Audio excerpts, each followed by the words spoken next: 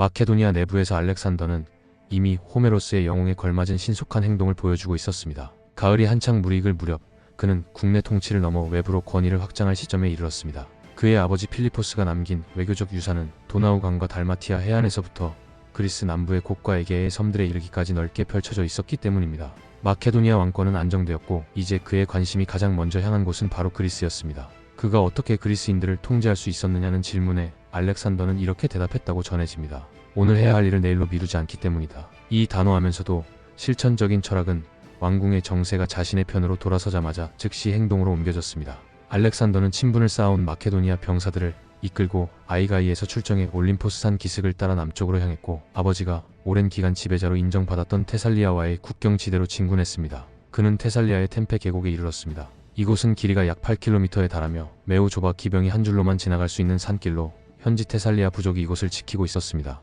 그리스 전쟁사에서 산악통로는 기병이나 보병이 진영을 유지한 채로 통과하기에는 너무 위험하다는 교훈이 널리 알려져 있었고 경무장 병력인 펠타스트조차도 무리하게 진입하긴 어려운 곳이었습니다. 그러나 알렉산더는 대담한 우회책을 마련했습니다. 인근 오사산의 절벽에 계단을 파내도록 명령한 뒤 직접 그 험준한 고개를 넘어 병력을 이끌었습니다. 그 결과 그는 길목을 우회하여 테살리아의 귀족들을 무혈로 굴복시켰고 이 전략은 이후 그의 군사적 경력에서 반복적으로 활용되는 귀중한 경험이 되었습니다. 그의 아버지 필리포스와 마찬가지로 알렉산더는 테살리아인들에게 지배자로 즉시 인정받았습니다. 이는 외부인에게는 매우 이례적인 명예였으며 세금 징수 권한과 정예 기병의 통제권을 확보하는 데 결정적인 의미가 있었습니다. 알렉산더는 이에 대한 보답으로 자신이 테살리아인들과 영웅 헤라클레스, 즉 마케도니아 왕실의 조상을 통해 혈통적으로 연결되어 있다고 강조했습니다. 또한 그의 어머니 올림피아스의 가계는 일리아드의 주인공 아킬레우스로 이어졌으며 아킬레우스의 본래 왕국이 테살리아에 있었다는 점을 들어 이 지역을 자신의 영웅에게 헌정하기도 했습니다. 그의 부친이 남긴 외교적 유산은 넓은 영향력을 가능케 했지만 알렉산더는 이를 자신의 영웅적 이상을 통해 해석하고 실천에 옮겼습니다. 이러한 경향은 그의 어린 시절부터 깊이 배어 있었던 삶의 방식이었습니다. 알렉산더가 테살리아의 지배자였다면 그는 혈통상으로도 그리스 연합군의 총사령관 자격을 지니고 있었습니다. 이는 그의 아버지 필리포스가 살아있을 때 그가 새로 창설한 총사령관 직책이 자신의 후손에게 계승된다는 맹세를 그리스인들로부터 받아냈기 때문입니다. 그러나 필리포스의 갑작스러운 죽음은 불만을 가진 각 동맹 도시들에서 소요를 일으켰고 알렉산더는 오직 놀라울 정도로 빠른 진군을 통해서만 자신의 정당한 지위를 인정받을 수 있었습니다. 알렉산더는 그리스의 관문이라 불리는 협곡 테르모필레를 빠르게 돌파하며 중앙 그리스 부족들을 폭속시켰고 명목상 권위는 크지만 실질적 권한은 제한적인 델포이 신탁위원회를 소집하여 자신의 총사령관 직위를 승인받았습니다. 이는 알렉산더가 해당 지역을 장악하고 있었기 때문에 가능한 일이었습니다. 테베와 아테네에서는 반발 기류가 감지되었는데 이는 북부의 첩보망을 통해 필리포스의 암살 소식이 매우 빠르게 전해졌고 이에 따라 시민들이 암살자 파우사니아스에게 신전을 세워주자는 결의를 했을 정도였습니다. 하지만 알렉산더는 곧바로 남쪽으로 진군해 테베를 위협했고 테베는 항복했습니다. 아테네 역시 침공을 우려해 가축과 농민들을 성 안으로 피신시키기에 바빴습니다. 이후 알렉산더는 아테네 시민권을 포함한 과도한 수준의 환대를 받았고 이를 수용한 뒤 펠로폰네소스 반도의 코린토스로 내려가 자신이 명목상 그리고 실제로도 그리스 연합의 지도자임을 확인받기 위해 연합회의를 소집했습니다. 이는 결코 마지막 사례가 아니었고 그는 이때 병사들에게 속도의 중요성을 보여주었습니다. 이 인물이 바로 아테네 정치인들이 펠라를 절대 벗어나지 못할 인물이라 예측했던 인물이었습니다. 그리스 도시 국가들은 전쟁 상태가 정상인 사회였습니다. 이론상으로 특정한 일시적 동맹을 맺은 경우를 제외하고는 모두 서로 전쟁 중인 것으로 간주되었고 이는 실제 현실에서도 자주 드러났습니다. 필리포스가 정치적으로 앞서고 알렉산더가 무력으로 제압했던 그리스는 불안정성에 집착하고 혁명적 긴장감에 중독된 사회였습니다. 그들은 쇠락한 사회가 아니었습니다. 다시 말해 100년 전 페리클레스 시대의 이상을 배반한 황금기 붕괴의 결과물로 볼 수는 없습니다. 오히려 그 당시 그리스는 여러 도시국가 간의 세력 균형이 비교적 평등했고 전통적인 상류 계층 외의 인물들도 공직에 오를 수 있는 기회가 열려있던 사회였습니다. 다양성은 커졌지만 그럼에도 불구하고 그리스 세계는 정치적, 경제적 틀을 통해 공동체를 안정적으로 유지하거나 기술력이 미비한 척박한 환경 속에서 대다수 시민들이 안락한 삶을 누릴 수 있도록 만드는 데는 실패했습니다. 지난 25년간 그리스는 도시국가 간의 분쟁과 내부 계층 간의 갈등 속에서 점차 쇠약한 균형 상태로 접어들었고 필리포스는 외부인으로서 이 틈을 교묘히 이용했습니다. 그가 마지막으로 이룬 성과는 자유롭고 독립적인 그리스 동맹 도시들 간의 공동평화였는데 이는 도시 간, 계층 간 분쟁을 잠재우기 위한 명분을 갖춘 수단이었고 실제로는 마케도니아의 이익을 우선시하는 체제였습니다. 필요에 따라 필리포스는 자신에게 우호적인 정부를 각지에 세워두었고 알렉산더는 이를 유지하며 혁명이나 반란을 철저히 금지했습니다. 또한 독립이라는 이름하에 50년 전 스파르타가 했던 것처럼 알렉산더는 그리스 내 강대국들이 구축했던 소규모 제국들을 해체했고 이는 그로 인해 고통받았던 주변 소국들로부터 환영을 받았습니다. 도시 간 분쟁에 대한 중재 규정도 정비되었지만 그 세부 조항들은 지금은 전해지지 않으며 설령 복원된다 해도 과거의 죽은 헌법 조항에 불과해 큰 의미는 없을 것입니다. 핵심은 단 하나였습니다. 마케도니아인 필리포스와 알렉산더는 그리스의 자유라는 구호 아래 실질적 통제를 유지했으며 그리스로부터 세금이나 적극적인 협조를 기대하지는 않았지만 최소한 아시아 원정을 위한 소극적 동의를 얻는 데는 성공했다는 점입니다. 칼이 없는 계약은 말장난에 불과하며 결코 사람을 지켜줄 수 없다. 17세기 영국의 철학자 토머스 홉스는 이러한 말을 남겼습니다. 플라톤과 아리스토텔레스와 마찬가지로 그는 불안정한 현실 세계 속에서 정치 철학을 설계하고 있었습니다. 세 철학자 모두 자신들이 살던 시대의 질서와 권위의 필요성을 절감했고 필리포스와 알렉산더 역시 크롬웰과 다르지 않게 이 같은 진리를 충분히 이해하고 있었습니다. 당시 그리스 내 4개의 주요 도시국가에는 마케도니아의 수비대가 주둔하며 그리스 동맹이 맺은 협약의 이행을 강제하고 있었습니다. 그중 하나는 현지 민심을 달래기 위해 알렉산더가 철수시켰지만 테베에 주둔한 또 다른 수비대는 주민들의 반발에도 불구하고 계속 유지되었습니다. 얼마 지나지 않아 이 결정이 정당했음이 증명되었으며 그 무렵 그의 아버지 필리포스가 결성한 그리스 동맹 회의는 알렉산더를 아시아 원정군의 최고 사령관으로 공식 승인했습니다. 이로써 필리포스가 남긴 그리스 유산의 마지막 고리가 무사히 이어졌습니다. 그는 자신의 권위로 막강한 힘과 영향력을 행사하며 그 위력으로 인해 모든 이들의 의지를 평화와 대외 원조로 유도할 수 있다. 이는 단순한 조항보다도 홉스가 상정한 이상적인 통치자의 모습이야말로 마케도니아가 그리스를 지배했던 방식과 정확히 맞아떨어지는 묘사입니다. 단 하나의 그리스 도시국가만이 그의 권위를 끝까지 거부했습니다. 스파르타는 알렉산더에게 우리는 타인을 따르지 않는다. 우리는 언제나 남을 이끄는 자였다라는 통보를 보냈습니다. 이처럼 자존심 강한 응답은 그들이 기대한 것만큼 불쾌하게 받아들여지지는 않았습니다. 남부 그리스에서 과거 스파르타는 주변의 소국들에게 자유와 독립을 외치며 그들을 지배한 전력이 있었고 이로 인해 스파르타는 그들 이웃에게 오래도록 경계의 대상이었습니다.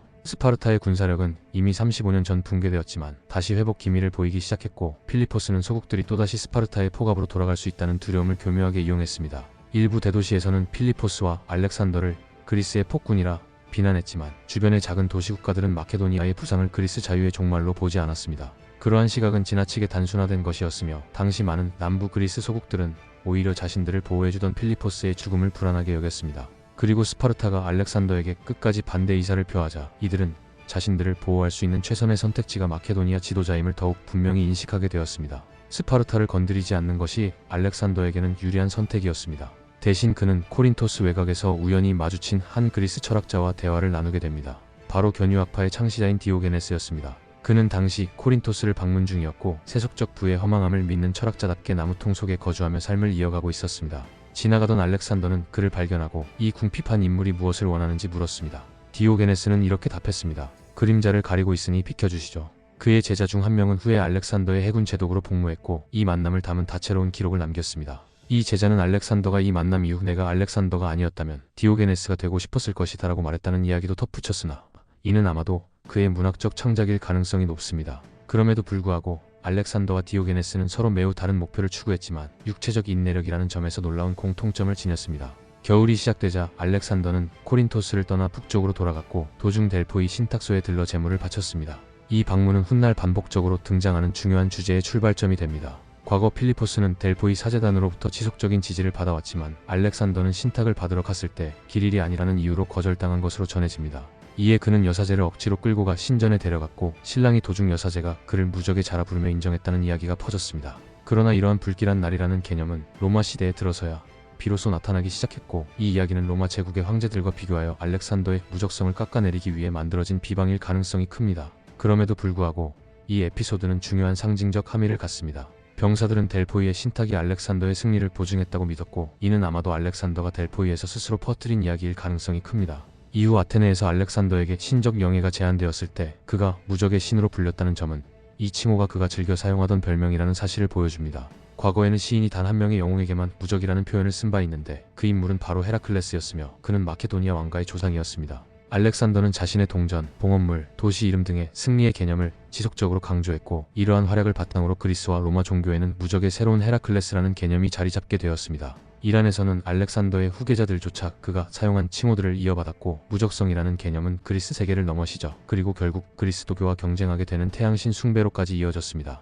알렉산더가 승리와 영웅 헤라클레스와의 강력한 연관성을 강조하기 시작한 것은 신적 왕권 개념의 새로운 형태를 만들어내는 계기가 되었고 이는 그가 후대 종교에 남긴 첫 번째이자 중요한 유산으로 평가됩니다. 동시에 그의 자신감 넘치는 성격을 잘 보여주는 사례이기도 합니다. 마케도니아로 귀환한 그는 즉시 부친의 군대를 소집해 훈련과 정비에 착수했으며 알렉산더의 무적성은 결국 전장에서의 실전 경험이 아닌 이 군대에 의존해 유지되고 있었던 것입니다. 현대의 많은 장군들과 군사학자들이 평가하듯 마케도니아 군대는 역사상 가장 부러운 군대 중 하나였으며 이 강력한 군대의 설계자이자 창시자는 바로 알렉산더의 아버지 필리포스였고, 이는 알렉산더가 위대한 인물이 될 수 있었던 가장 직접적인 이유였습니다. 필리포스는 23년 동안 마케도니아를 전쟁에 대비한 체제로 단련시켜 왔습니다. 강인함은 필수였으며 이는 여러 일화들 속에서도 잘 드러납니다. 예를 들어 필리포스는 탈영병을 처형하기 위해 기병을 후방에 배치했고, 여성이 병영에 들어오는 것을 금지했으며, 심지어는 따뜻한 물로 세수를 한 병사에게 마케도니아에서는 오직 출산 직후에 여성만이 편안하게 목욕할 수 있다고 꾸짖었습니다. 이러한 엄격한 훈련은 약탈과 외국으로부터의 조공, 새로 개간된 농지, 그리고 마케도니아 동부 국경에서 점령한 오래된 금광들을 기반으로 유지되었습니다. 이 금광들은 안정적인 금화 공급원으로 재편되었고, 이를 통해 상비군을 유지할 수 있었는데, 이는 당시 그리스 도시 국가들 중 오직 스파르타만이 감당할 수 있었던 사치였습니다. 필리포스는 이 군대에 즉시 행군법을 가르치기 시작했습니다. 전통적인 그리스 도시 국가 병사들은 전쟁에 각자 하인을 데리고 다녔지만 필리포스는 병사 10명당 하인 1명만을 허용했습니다. 그는 장교들에게도 수레를 금지하고 한여름에는 하루 30마일을 걷도록 강요했으며, 여름 훈련소로 이동할 때는 30일치의 밀가루를 병사들의 등에 직접 지고 가도록 했습니다. 보급수단으로 사용되는 소나 노새도 가능한 한 줄이도록 했습니다. 병영에서는 밀가루를 갈기 위해 손으로 돌리는 제분기를 사용했고, 기본 식단은 빵과 올리브로 구성되었습니다. 여기에 추가되는 식량은 약탈한 가축분이었으며, 마케도니아 자체가 물고기와 과일, 특히 설탕 함량이 높아 병사들의 체력에 좋다고 여겨진 무화과가 풍부했습니다. 이 군대는 계절을 가리지 않고 현지에서 자급자족할 수 있는 법을 배웠으며, 심지어 불가리아의 혹독한 겨울 속에서도 토착 저장소에서 식량을 찾아내야 했습니다. 이러한 체계 덕분에 발칸 지역에서의 전쟁에서는 처음으로 거리의 제약이 사라지게 되었습니다. 이렇게 훈련된 마케도니아 군대는 필리포스의 전술에 의해 완성되었습니다. 그러나 뛰어난 전술이란 톡장성보다는 당대의 유행을 날카롭게 활용하는 데서 비롯되며, 필리포스의 군대 역시 여신 아테나처럼 창조자의 머리에서 완전히 무장한 채 튀어나온 존재는 아니었습니다. 그리스 사회는 자국의 기술을 분석한 전문적인 문서를 자주 남기지는 않았지만, 전쟁술은 광업이나 임업 같은 기본 기술보다 더 체계적으로 전승되었으며, 특히 장군 크세노폰과 같은 인물들의 저술은 당시의 전쟁 환경이나 그가 애정하던 말의 장비와 관련된 아이디어를 접하는 데 유용한 자료였습니다. 보병 전술은 주로 경험과 토론을 통해 익혀졌습니다. 지난 60년 동안 그리스의 토지 귀족들로부터 이러한 지식은 점차 외국에서 용병으로 일하며 군대 생활을 주로 해온 평민 출신의 신흥 전문 군인들에게 전수되었습니다. 이들은 구두 수선공이나 상인의 아들 출신으로 그들의 활동 무대는 마케도니아와도 가까웠습니다. 따라서 필리포스가 조직한 군대를 이해하기 위해서는 이 같은 그리스 이론과 전문 병사들의 영향을 주목할 필요가 있습니다. 필리포스는 전임자에게서 공성 병기들을 물려받았지만, 테살리아 출신의 그리스인 기술자 폴레이두스를 직접 고용해 그의 발명을 후원했습니다. 상당한 정황 증거에 따르면 말총이나 힘줄을 이용한 장력을 공성 병기에 활용한 기술, 즉 비틀림 원리는 필리포스 2세의 후원 아래 처음으로 고안되었으며, 이는 당시 새롭게 개발된 투석기의 사거리와 파괴력을 2배로 늘리는 데 기여했습니다. 폴레이두스는 또한 요철형 성벽 구조와 120피트 높이의 공성탑도 설계했으며, 그의 제자들은 이후 알렉산더가 이끄는 공성 병기 부대에서 더 강력한 장비들을 개발하는 데 기여하게 됩니다. 이러한 기술력은 마케도니아인 스스로는 독자적으로 구현하기 어려운 것이었습니다. 전장에서 필리포스는 기병과 보병을 양축으로 삼았으며, 이 둘을 유기적인 전투 대형으로 결합했습니다. 우익에 배치된 기병은 적의 전열을 강하게 타격하는 망치 역할을 했고, 중앙의 보병은 이를 뒤따르며 강력한 압박을 가하는 모루의 역할을 했습니다. 이 기본 전술은 알렉산더도 계승하였으며, 다양한 종류의 갑옷을 통해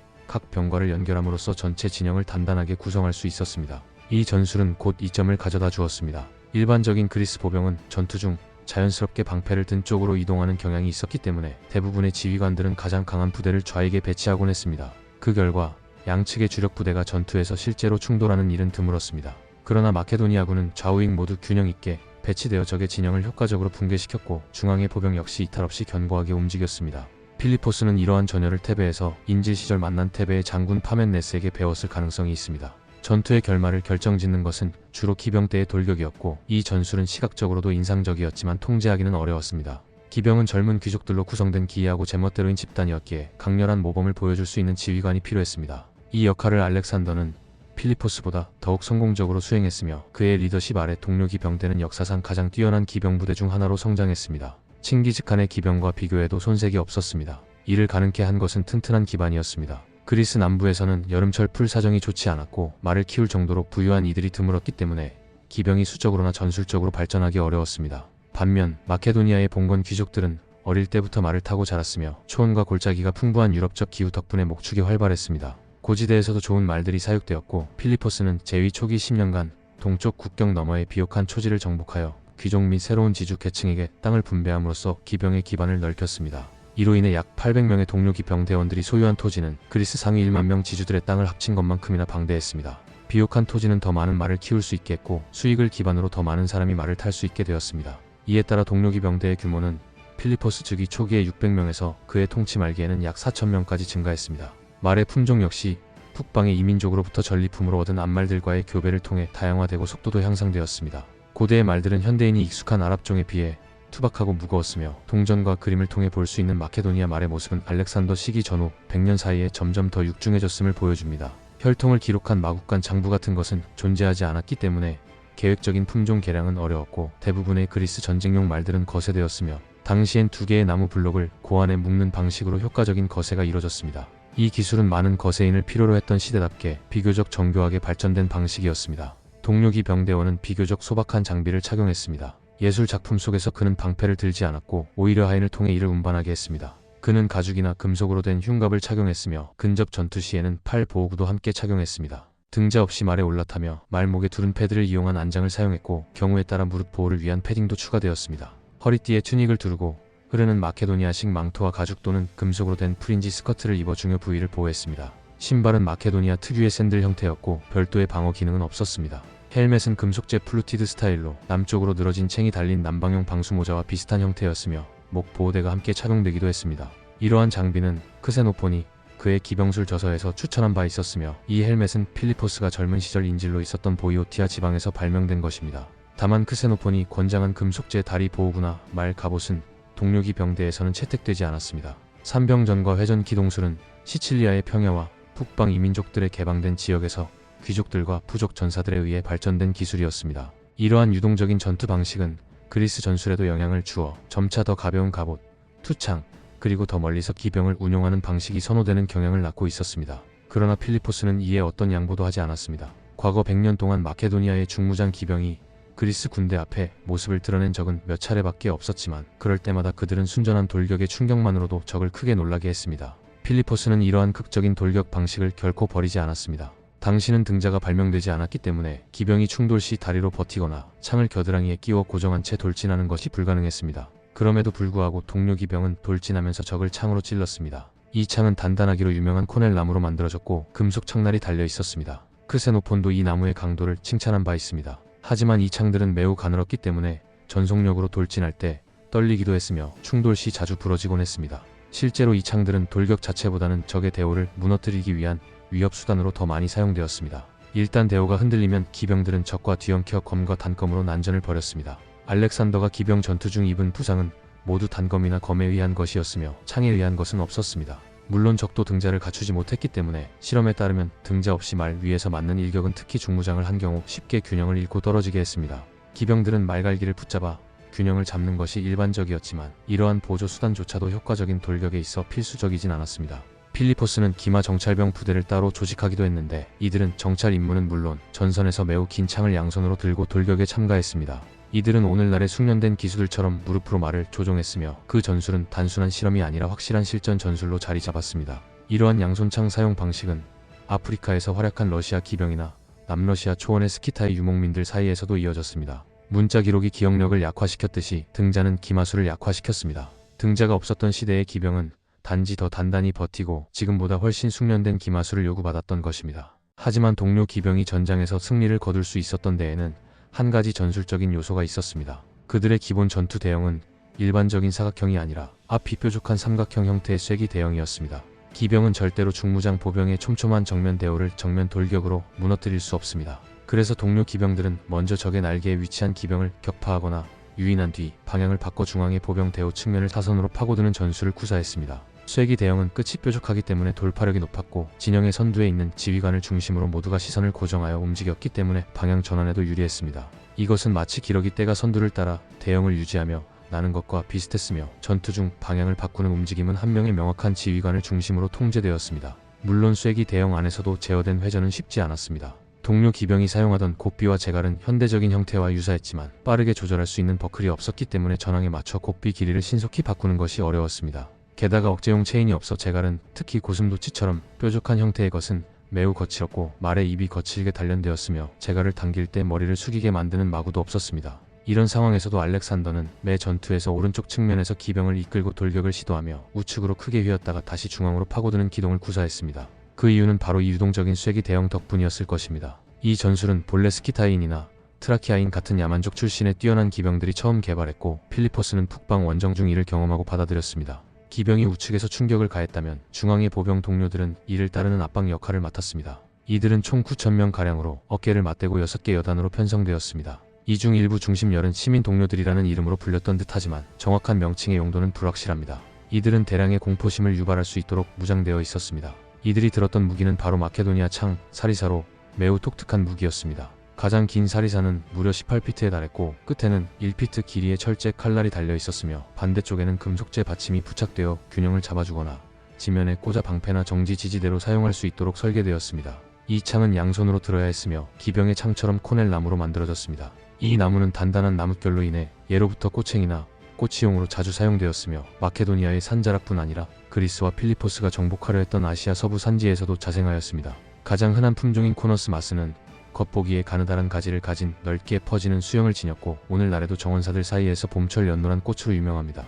당시 마케도니아의 벌목군들은 이 나무를 가지치기 하여 튼튼한 줄기가 자라도록 만들었고 사리사의 전체 길이는 이 줄기 2개를 연결하고 중앙에 청동제 관을 덧대어 중심을 맞추는 방식으로 완성되었습니다. 사리사의 길이 때문에 전열 보병 5개 대오의 금속 창끝이 전선에서 돌출되었고 그 길이는 계단식으로 정렬되었을 가능성도 있습니다. 중간 열의 병사들이 사리사를 들었는지는 확실하지 않으나 최소한 진영의 무게감을 유지하기 위해 포함되었을 수 있습니다. 이들은 필요시 전선을 넓히기 위해 옆으로 퍼지라는 명령을 받을 수 있었기 때문에 그들도 사리사를 보유하고 있었을 가능성이 높습니다. 만약 그렇다면 깊은 진영에서는 사리사를 수직으로 들어 적의 투창을 막을 수 있었고 후열에 있는 병사들은 뒤로 돌아서 창을 수평으로 낮추며 뾰족한 방패막이 형태의 사각 방진을 형성할 수도 있었습니다. 이러한 운용을 위해서는 훈련이 완벽해야 했습니다. 동료 보병 부대는 만약 분열되면 오히려 아군에게 위협이 될 수 있었기 때문입니다.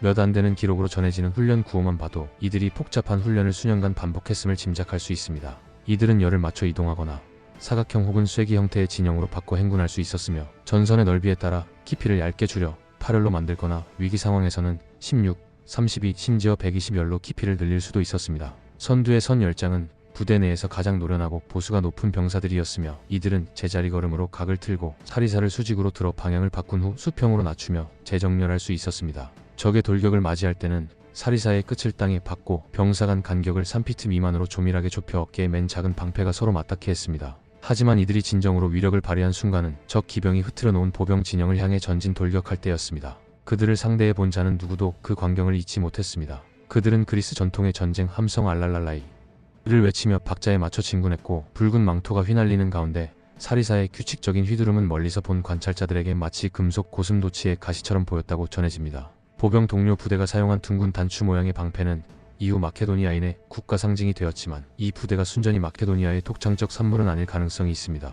이 부대는 필리포스 2세의 통치 이전에도 열을 맞춰 10명 단위로 전투에 참여한 기록이 있으며 사리사의 도입과 팔의 배수로 촘촘히 짜인 진영을 만든 것은 필리포스였지만 그가 젊은 시절 인질로 지냈던 그리스 도시국가 테베에서 받은 영향도 매우 중요합니다. 당시 테베에서는 에파미논다스와 펠로피타스라는 2명의 대담한 장군들이 이미 깊은 대열과 비스듬한 전선 전술을 실험하고 있었으며 이는 이후 필리포스와 알렉산더가 즐겨 사용한 방식과 유사합니다. 긴 창에 대해서는 종종 호메로스의 보병들과 비교되지만 실제로는 이집트군과 더 유사한 점이 많습니다. 이집트에서는 오래전부터 토속 군대가 긴 창과 버들나무 방패를 들고 싸워왔고 지난 40년간 아테네 출신 전문 장교들이 파라오의 군대를 자문하며 이러한 장비와 전술을 더 발전시켰습니다. 이들 중 한 명은 자신의 병사들이 사용하는 창의 길이를 2배로 늘렸고 또 다른 장군 이피크라테스는 아시아의 넓은 평원에서 유사한 시도를 했습니다. 그는 마케도니아 왕가, 특히 필리포스의 어머니와도 가까운 사이였으며 보병 동료 부대가 처음 창설된 시기와 시기가 겹치는 것으로 보아 그의 영향이 있었을 가능성도 제기됩니다.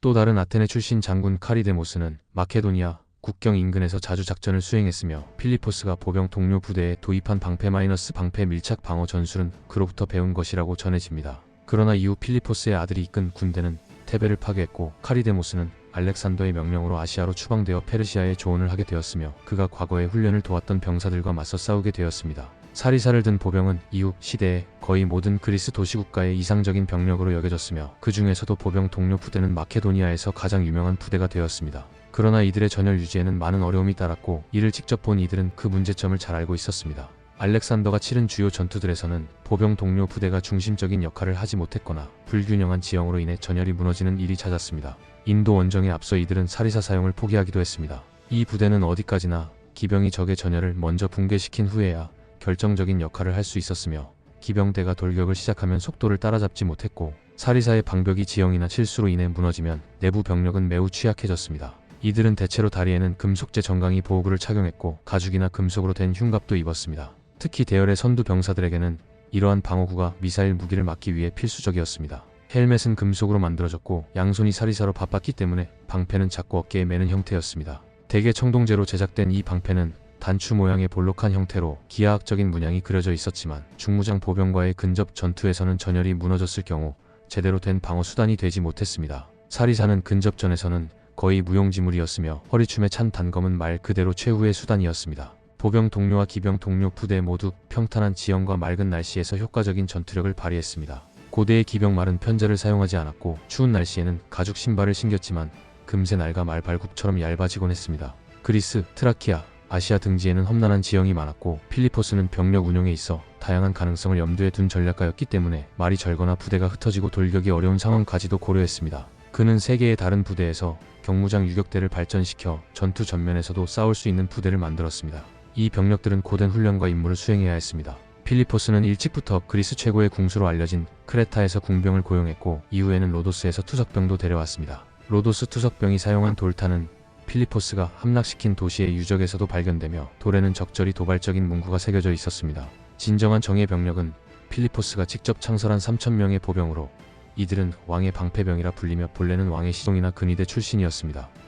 이들은 고대 세계에서 가장 뛰어난 보병으로 평가받으며 종종 사리사를 든 보병보다 더 많은 공로를 세운 것으로 인정받아야 마땅합니다. 방패병은 2가지 역할을 수행한 병력이었습니다. 보병 동료는 작고 둥근 방패를 왼쪽 어깨에 걸치고 있었기 때문에 우측 측면이 노출되는 경우가 많았고 이 틈을 메우기 위해 방패병이 배치되었습니다. 방패병은 넓은 원형 방패를 들고 보병의 우측을 엄호하며 기병대와 연결되는 전열의 일부로 기능했습니다. 조각상과 기록에 따르면 이들은 전면 전투에 투입될 때는 투구와 금속재 정강이 보호구, 흉갑을 착용하고 칼과 창으로 싸웠던 것으로 보입니다. 그러나 이들은 또한 기습공격, 산악기지 탈환, 하루 30마일 이상을 이동하는 강행군에도 투입되었기 때문에 보병 동료보다 훨씬 가볍고 기동력이 뛰어났습니다. 사리사를 들지 않았고 특수 임무를 수행할 때는 무거운 방패나 갑옷을 벗어두고 작전하는 경우가 많았을 것으로 추정됩니다. 이런 이중 목적을 지닌 병력이었기에 체력과 인내력이 놀라울 정도였습니다. 60세가 넘은 병사들이 한여름 사막에서 하루 30마일을 돌파하는 경우도 있었으며 성벽을 오르는 공성 작전이나 힌두쿠시 산맥의 요새, 탈환, 코끼리 돌격에 맞선 전투에서도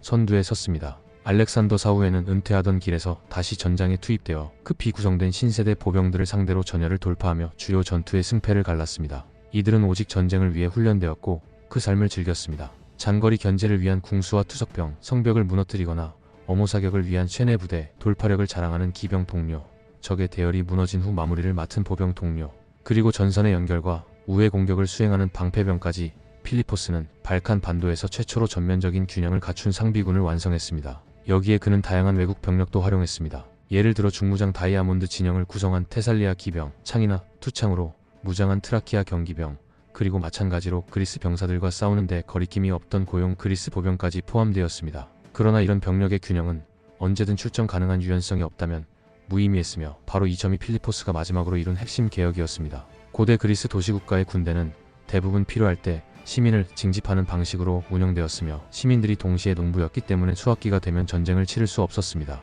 오직 스파르타만이 예외였는데 이곳에서는 소수의 귀족 계급이 대규모 농노를 지배하며 상비군 체제를 유지할 수 있었습니다. 필리포스 2세는 정복과 약탈을 통해 마케도니아를 스파르타와 유사한 구조로 끌어올렸습니다. 필리포스의 즉위 시점과 알렉산더의 사망 시점 사이에 마케도니아의 출생률이 급격히 증가했다는 분석이 있으나 실제로는 국경 확장과 새로운 부족 및 계층의 징집, 그리고 포로의 유입 등 다른 요인들이 더 큰 영향을 미쳤습니다. 특히 전쟁에서 생포된 포로들은 일반적으로 노예로 전락했고 팔려가지 않은 이들은 농업과 광산 노동에 투입되었습니다. 기계화되지 않은 고대 사회에서 문학, 직접 민주정, 시민 군사체제와 같은 그리스 문명의 성과는 기본적으로 노예 노동력의 착취를 기반으로 한 것이었습니다. 필리포스는 수만 명의 노예를 마케도니아로 끌고 와 광산에서 일하게 하고 귀족들의 영지를 경작하게 했습니다. 펠라를 방문한 아테네인들은 노예들이 때로 선물로 제공되는 광경을 목격했고, 심지어 아테네 출신 시민들이 필리포스의 포도밭에서 일하는 모습도 보았습니다. 이처럼 대규모 노예 노동력의 확보는 마케도니아 병사들이 농사나 계절적 노동에 얽매이지 않고 상시 이동할 수 있도록 해주었습니다. 필리포스를 비판했던 자들 중에는 그는 여름과 겨울을 구분하지 않는다, 이를 쉬는 시기를 정하지 않는다고 불평한 이도 있었을 정도로 그의 군대는 계절을 가리지 않고 작전을 수행할 수 있었습니다. 필리포스의 군대는 전술적 균형뿐 아니라 이처럼 기동성을 뒷받침하는 기반도 갖추고 있었던 것입니다. 이러한 토대 위에서 알렉산더는 21세의 나이에 지휘권을 쥐고 자신이 무적이라 불릴 만한 존재임을 증명하기 시작합니다. 그는 늦가을에는 군대를 이끌고 그리스를 신속히 정복했고, 이듬해 봄에는 수학기임에도 불구하고 다뉴브 강과 일리리아 지역까지 원정을 떠났으며 다시 남아의 그리스에 대한 응징 전쟁까지 감행했습니다. 이처럼 빠르고 유연한 작전은 모두 그의 아버지 필리포스가 구축한 체계 위에서 가능했습니다. 그리스가 겉보기에는 순응하는 듯 했지만 마케도니아 북쪽에 위치한 유럽의 이른바 야만인 왕국들 사이에는 필리포스 2세의 유산과 관련된 오래된 갈등이 여전히 남아 있었습니다. 필리포스는 마케도니아 북동쪽 국경 너머의 트라키아 지역에서 여러 왕들을 서로 경쟁하게 하며 세력을 확장했고, 오늘날 불가리아 지역을 거쳐 다뉴브 강과 흑해에 이르는 넓은 지역에 새로운 도시들을 건설했습니다. 그는 아시아로 향하는 길목인 이 광대한 후방 지역 대부분을 통제했고, 해당 지역에서 징수한 왕실 조공을 통해 상당한 경제적 이득을 얻었습니다. 이는 필리포스의 정복 가운데 가장 인상적인 업적으로 평가되었지만 아직 완전히 마무리된 것은 아니었습니다. 그가 죽기 3년 전 가을, 필리포스는 다뉴브강 유역에서 원정 후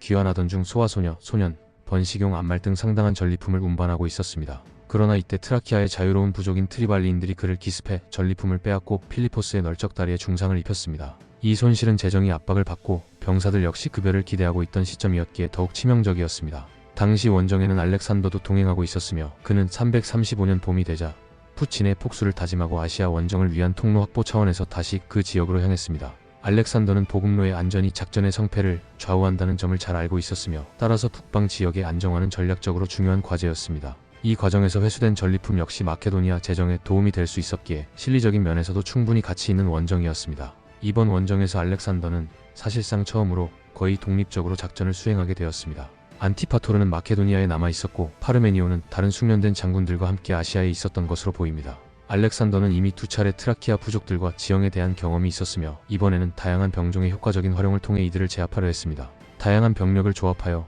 운용하는 것이 알렉산더 군사 전략의 핵심이었습니다. 이 원정에서 알렉산더는 푸친 필리포스가 조직한 대부분의 병력을 동원했으며, 단 하나의 예외는 양손으로 창을 들고 싸우는 기병 정찰대였습니다. 이 부대는 이미 아시아로 선발되어 있었으며 그곳의 평야지대에서 활동하기에 적합했기 때문입니다. 알렉산더가 독자적으로 편성한 유일한 병력은 소규모였지만 매우 중요한 의미를 지녔습니다. 필리포스 생전 그는 마케도니아 북쪽 국경 근처 스트리몬 강 상류에 거주하던 아그리아니아 부족의 왕과 개인적인 친분을 맺고 있었고, 이번에 그 왕은 약 1000명의 투창병을 이끌고 알렉산더의 기동 병력에 합류했습니다. 이들은 필리포스의 방패병들과는 대조적으로 뛰어난 전투력을 자랑했으며 이후 알렉산더 군대의 구르카 병처럼 활약하게 됩니다. 이 부대는 알렉산더가 병종 운용 측면에서 푸친을 능가하기 시작한 첫 신호였습니다. 이번 원정은 필리포스가 4년 전 다녀온 전쟁을 모델로 하여 계획되었습니다. 주요 목표는 다뉴브강과 필리포스가 상대했던 트리발리 부족이었습니다. 알렉산더는 해군 전력도 동원했으며 다르다넬 해협을 감시 중이던 소규모의 전함 함대를 비잔티움에서 출발시켜 흑해 연안을 따라 북쪽으로 항해하게 했고,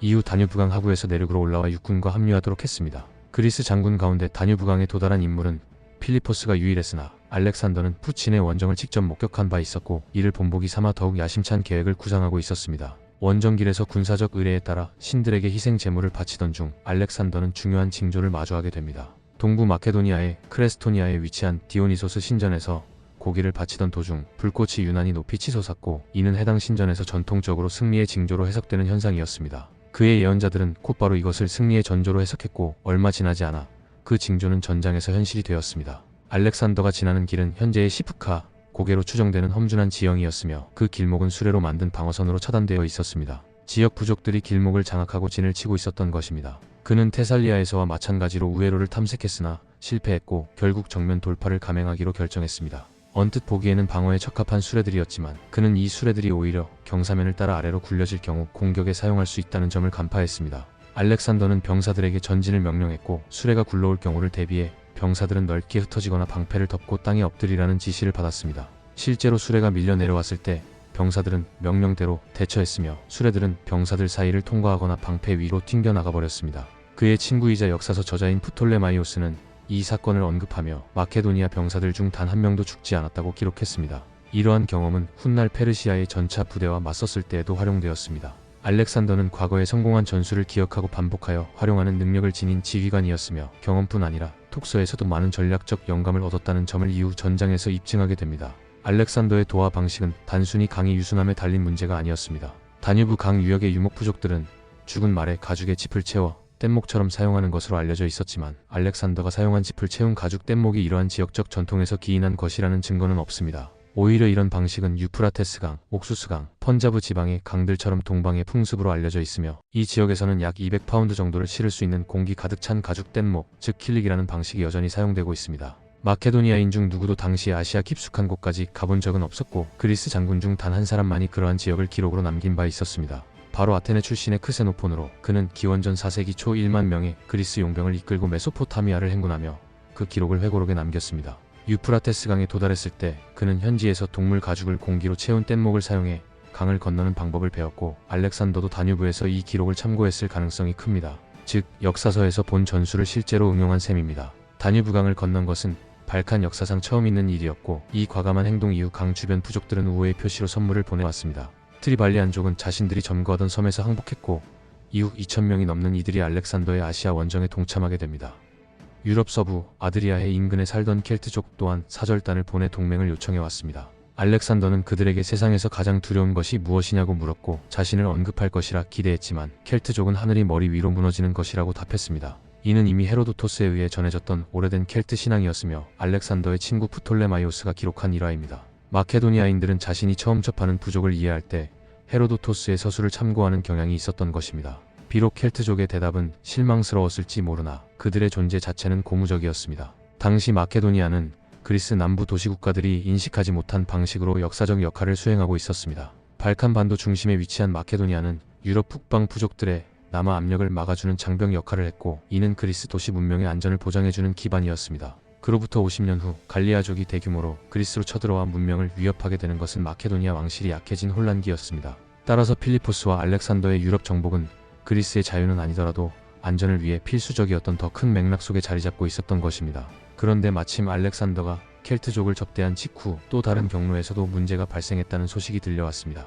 마케도니아 북서쪽 고지대 너머에는 일리리아 부족들이 살고 있었으며 이들의 거주지는 유럽으로부터 그리스로 향하는 주요 침공로를 장악하고 있었습니다. 이 지역의 왕들은 그 자체로도 충분히 위협적이었습니다. 필리포스가 마케도니아의 왕위를 이었을 때 이들은 이미 마케도니아 대부분을 점령하고 있었고 전왕을 살해한 뒤 무거운 조공을 요구하고 있었습니다. 필리포스는 이들을 몰아내고 사계절 내내 아드리아 해안을 따라 깊숙이 진격해 괴롭혔습니다. 또한 북서 국경을 따라 새로운 수비 도시들을 세웠고 주민들을 계절 따라 가축을 옮기듯 재배치했습니다. 하지만 이러한 조치들에도 불구하고 일리리아 지역의 완전한 안정은 이루지 못했고 이는 그의 통치 중 드문 실패로 꼽혔습니다. 필리포스가 특히 경계한 인물은 바르딜리스라는 왕이었습니다. 그는 두 차례나 마케도니아로부터 조공을 받아냈으며 비범한 부자로 알려져 있었습니다. 그는 최근 90세의 나이로 사망했고 그의 아들이 국경에서 알렉산더에게 전쟁을 일으킬 위협을 가하고 있었습니다. 그로부터 몇 주도 지나지 않아 다뉴브 전선은 잊혀졌고 알렉산더는 이미 일리리아의 늪지와 국경지대 깊숙이 들어와 있었습니다. 그는 바르딜리스의 아들을 좁은 협곡의 요새 안에 가둔 채 포위를 시작했지만 곧 이웃한 또 다른 왕이 큰 병력을 이끌고 협곡을 봉쇄하며 등장했습니다. 이는 매우 위급한 상황이었습니다. 식량이 부족했고 식량 조달을 위한 부대는 적에게 괴롭힘을 당해 구조가 필요한 상황이었습니다. 후퇴하려 해도 바르딜리스의 아들이 성에서 기습을 감행하면 퇴로가 뒤에서 공격받을 수 있었습니다. 이 일리리아 병사들은 이미 인신공양을 벌일 정도로 잔혹한 전력을 가진 자들이었습니다. 알렉산더가 빠져나갈 수 있는 유일한 길은 가파른 산 기슭과 강 사이의 좁은 계곡이었는데 이 길은 고작 4명이 나란히 걸을 수 있을 정도로 비좁았습니다. 이러한 고립된 상황에서 알렉산더는 과감한 속임수에 나섰습니다. 그는 협곡의 평지에 자신의 보병을 폭이 아닌 깊이로 배열하여 120열로 편성한 뒤 양 날개에 소수의 기병을 배치했습니다. 병사들에게는 사리사창을 수직으로 들고 있다가 명령이 떨어지면 앞에 5열이 창을 내리고 좌우로 정확히 휘두르도록 지시했습니다. 모든 병력은 앞줄의 창 움직임에 맞춰 좌우로 흔들리는 움직임을 취하며 진격했고 왼쪽에서 쐐기형 전투 대형을 형성하여 적을 향해 돌진했습니다. 병사들은 방패를 부딪히며 전쟁의 함성인 알랄랄라이를 외쳤고 협곡을 따라 메아리가 울려 퍼졌습니다. 알렉산더의 부대가 빠르게 전진하자 이 드릴처럼 정돈된 움직임과 전투 함성에 놀란 언덕 위의 적군은 공포에 휩싸여 도망쳤습니다. 알렉산더의 다음 과제는 산의 하단 경사면에 남아있는 소수의 수비대를 제압하는 것이었습니다. 동료 기병 부대가 전속력으로 언덕을 올라 적과의 전투를 위해 함하했지만 수비병들은 이들의 접근만으로도 도망쳤고 그 결과 언덕은 알렉산더와 그의 기습병력인 아그리아니아인 궁수 그리고 왕실 방패병들에게 넘어갔습니다. 이들은 산 위쪽에 있는 적군에 대비해 경사면을 점거했고 그 사이에 나머지 부대는 협곡의 한쪽에서 강을 도하하여 반대편 둔덕에 신속하게 전열을 갖추고 공격을 억제했습니다. 알렉산더는 신뢰하는 기습병력들과 함께 후방을 지켰고 상황이 안전하다고 판단될 때에서야 합류했습니다. 보병들의 구호와 규율 있는 움직임은 적군의 주된 공격 의지를 꺾기에 충분했으며 알렉산더가 강을 직접 건너야 했을 때는 반대편 둔덕에 설치된 투석기와 화살 발사용 무기들이 엄호 사격을 제공했습니다. 기습병으로 방어하고 중장비 부대로 위협을 가하며 궁수와 포병으로 엄호하는 균형 잡힌 철수를 통해 그는 대패를 피할 수 있었습니다. 3일 후 알렉산더는 밤을 틈타 다시 강을 건너 기습을 예상하지 못하고 야영 중이던 적군에게 보병 2개 여단과 궁수, 아그리아니아 병력을 이끌고 기습 공격을 감행했습니다. 많은 적이 살해되었고 더 많은 수가 포로로 붙잡혔으며 일리리아의 왕들은 북쪽으로 도망쳤고 신뢰를 상실했습니다. 그러나 그 이상 추격을 계속할 수 없게 하는 좋지 않은 소식이 들려왔습니다. 이미 9월 중순이었고 알렉산더는 북방을 일주하는 동안 그리스의 폭종과 필리포스가 아시아에 파견한 전이 부대의 안정을 당연하게 여겼습니다. 하지만 이 두 가정은 모두 틀렸습니다. 아시아에서는 아탈로스가 암살되었고 그 소식을 들은 올림피아스는 마케도니아에서 복수를 단행하여 아탈로스의 조카이자 필리포스의 새 왕비가 되었던 에오리디케를 살해했습니다. 그녀는 이와 함께 에오리디케의 어린 딸 유럽까지 죽였습니다. 한편 아탈로스가 제거되자 아시아에 주둔하던 마케도니아 전이 부대는 페르시아 왕의 장군들의 반격에 밀려 후퇴하고 말았습니다. 전략의 일환으로 300탈렌트가 알렉산더에게 적대적인 아테네 정치인 데모스테네스에게 전달되었으며 그리스 도시국가들이 지도자들의 반기를 들기를 바라는 분위기도 있었습니다. 실제로 반란은 일어났지만 그것은 페르시아나 아테네 정치인의 자극 때문은 아니었습니다. 3년 전 필리포스는 전장에서의 반대를 이유로 중앙 그리스의 도시 테바이에 대해 가혹한 처벌을 내린 바 있었습니다.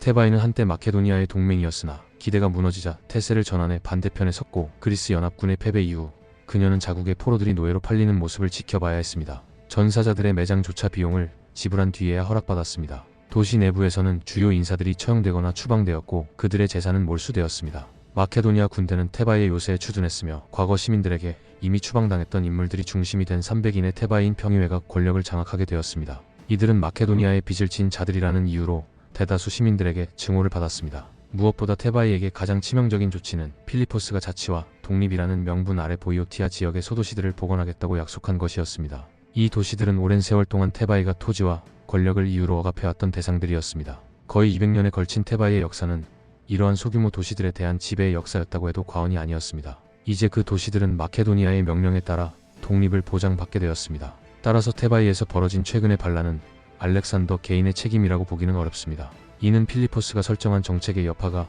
알렉산더의 이름으로 나타난 결과였습니다. 반란의 직접적인 계기는 필리포스에 의해 3년 전 추방되었던 테바이인들의 비밀 귀환이었습니다. 그들은 자유를 외치며 알렉산더가 다뉴브 강 인근에서 전사했다는 소문을 퍼뜨렸습니다. 이 소문은 시민들의 주목을 끌기에 충분히 그럴듯했고 동시에 마케도니아 주둔군의 방종한 행동에 대한 불만도 더해졌습니다. 테바이 시민들은 가을이 오기 전에 이 주둔군을 축출하지 못한 자신들의 우유부단함을 후회하며 결국 주둔군의 지도자 중 2명을 체포하고 암살했습니다. 이로써 테바이는 본격적인 반란 상태에 들어섰습니다. 하지만 이들이 말하던 자유는 순수한 이상이라기보다는 타층적인 이해관계가 얽힌 구호였습니다. 귀환한 망명자들 중에는 과거 테바이가 지역 도시들을 지배하기 위해 만든 연맹의 고위 관료들도 포함되어 있었기 때문입니다. 이들은 마케도니아의 폭정을 비판하면서도 사실상 자신들이 누렸던 소규모 제국의 권력 회복에 대한 갈망을 함께 드러내고 있었습니다. 알렉산더는 테바이의 반란 소식을 접하자 그에 걸맞은 신속함과 중대함으로 대응했습니다. 마케도니아로 돌아오는데 시간을 낭비하지 않고 서부 국경을 따라 전속력으로 진군하여 트리칼라 근처의 갈색 평원을 가로지르고 모든 구름과 산길을 넘어 단 14일 만에 테바이 앞에 도착했습니다. 테바이는 아테네의 지원군과 남부 그리스 도시들의 시민군이 도착하길 기대했으나 아르카디아를 제외한 대부분의 도시는 움직이지 않았고 오히려 일부는 이미 맹약을 맺은 마케도니아 측에 협력할 가능성이 높아 보였습니다. 테바이 성벽 위에서 3만 명이 넘는 마케도니아 군대가 도착했다는 보고가 있었지만 시민들은 이를 믿지 않았습니다. 알렉산더라면 아마도 안티파트로나 트라키아 주둔 사령관인 린케스티스 출신의 알렉산더일 것이라 생각했습니다. 그러나 그 추측은 오산이었고 그 대가는 혹독했습니다. 일주일 내에 벌어진 사건은 어떤 이의 표현을 빌리자면 그리스 도시가 겪은 가장 신속하고도 거대한 재앙이었습니다. 알렉산더의 행동은 단호했으며 이후 많은 비판을 받았습니다. 그의 전기를 쓴 여러 사료들도 이 사건을 둘러싸고 각기 다른 해석을 담고 있습니다. 친구이자 장교였던 프톨레마이오스는 알렉산더가 전투를 피하려 했으며 테바이가 사절을 보내오길 기대하며 여러 차례 지체했다고 주장했습니다. 당시 테바이 내에서도 협상파와 강경파가 나뉘어 있었던 것은 사실입니다. 다른 사료들 역시 알렉산더가 공격을 주저했다고 전하면서도 반란 지도자들의 인도를 요구했을 때 테바이 측이 고성에서 그리스인들을 폭군으로부터 해방시켜달라고 외쳤다고 전합니다. 이 외침은 결국 알렉산더가 공격 계획을 최종적으로 확정하게 만든 계기였습니다. 3일 후 알렉산더는 테바이 성벽 밖에서 전열을 갖춘 테바이군과 본격적으로 전투를 벌였고 초반에는 매우 고전했습니다. 테바이 시민군은 도시 체육관에서 훈련을 받으며 대비를 해왔기 때문이었습니다. 전세는 안티파트르가 예비 병력을 투입하며 반전되기 시작했습니다. 전열을 정비하던 중 알렉산더는 테바이 성벽의 후문 하나가 비어있는 것을 발견했고 이는 전황을 뒤집는 결정적인 계기가 되었습니다. 그는 페르디카스와 그의 부대를 급파하여 이 문을 점령하게 했고 테바이군의 후방을 돌파한 마케도니아군이 도심에 진입하자 방어는 무의미해졌습니다. 이때 마케도니아 수비대가 성 안의 요새에서 탈출하여 약탈에 가세했고 도시 전체는 통제 불능의 상황으로 빠져들었습니다. 프톨레마이오스는 이 사건을 더욱 교묘하게 표현했습니다. 그는 알렉산더가 처음부터 의도적으로 공격한 것이 아니라 계속해서 공격을 미루고 있었고 전투가 시작된 것도 페르디카스가 명령 없이 테바이의 방책을 공격하겠다고 나선 결과였다고 주장했습니다. 페르디카스는 허가되지 않은 기습을 시도하다가 심각한 부상을 입고 거의 고립된 상황에 처했고 그의 부대가 테바이인들에 의해 알렉산더의 진영 쪽으로 밀려나자 그제서야 알렉산더는 구출을 위해 돌격할 수밖에 없었다는 것입니다. 일부 마케도니아 병사들이 너무 빠르게 돌진한 탓에 거의 저항 없이 테바이 성 안으로 들어가게 되었고 그 순간 주둔군의 협조까지 더해지며 도시는 사실상 우연히 함락되었다는 식의 설명입니다. 이러한 교묘한 변명은 매우 흥미롭습니다. 프톨레마이오스는 알렉산더 사후 자신의 정적이자 라이벌이었던 페르디카스를 비난할 충분한 이유가 있었고 따라서 테바이의 함락을 페르디카스의 불복종과 알렉산더의 우발적 대응으로 설명하고자 했던 것으로 보입니다. 그는 또한 스스로를 그리스 자유의 수호자로 포장하고자 했기 때문에 마케도니아에 대한 그리스 내 반감 역시 은폐할 필요가 있었습니다. 하지만 모든 기록자들이 한 가지 점에서는 일치된 의견을 보였습니다. 테바이가 잔혹하게 약탈당했을 때 인근 도시 출신의 그리스 동맹군들이 마치 트라키아인들처럼 적극적으로 약탈에 가담했다는 점입니다. 그들의 과거를 고려한다면 이런 열정은 충분히 이해할 수 있는 것이었습니다. 필리포스는 생전 큰 도시들에 맞서 작은 도시들을 지속적으로 지지해왔고 알렉산더가 테바이의 세력을 해체하자 이들 소도시들은 망설임 없이 그를 열렬히 지지했습니다.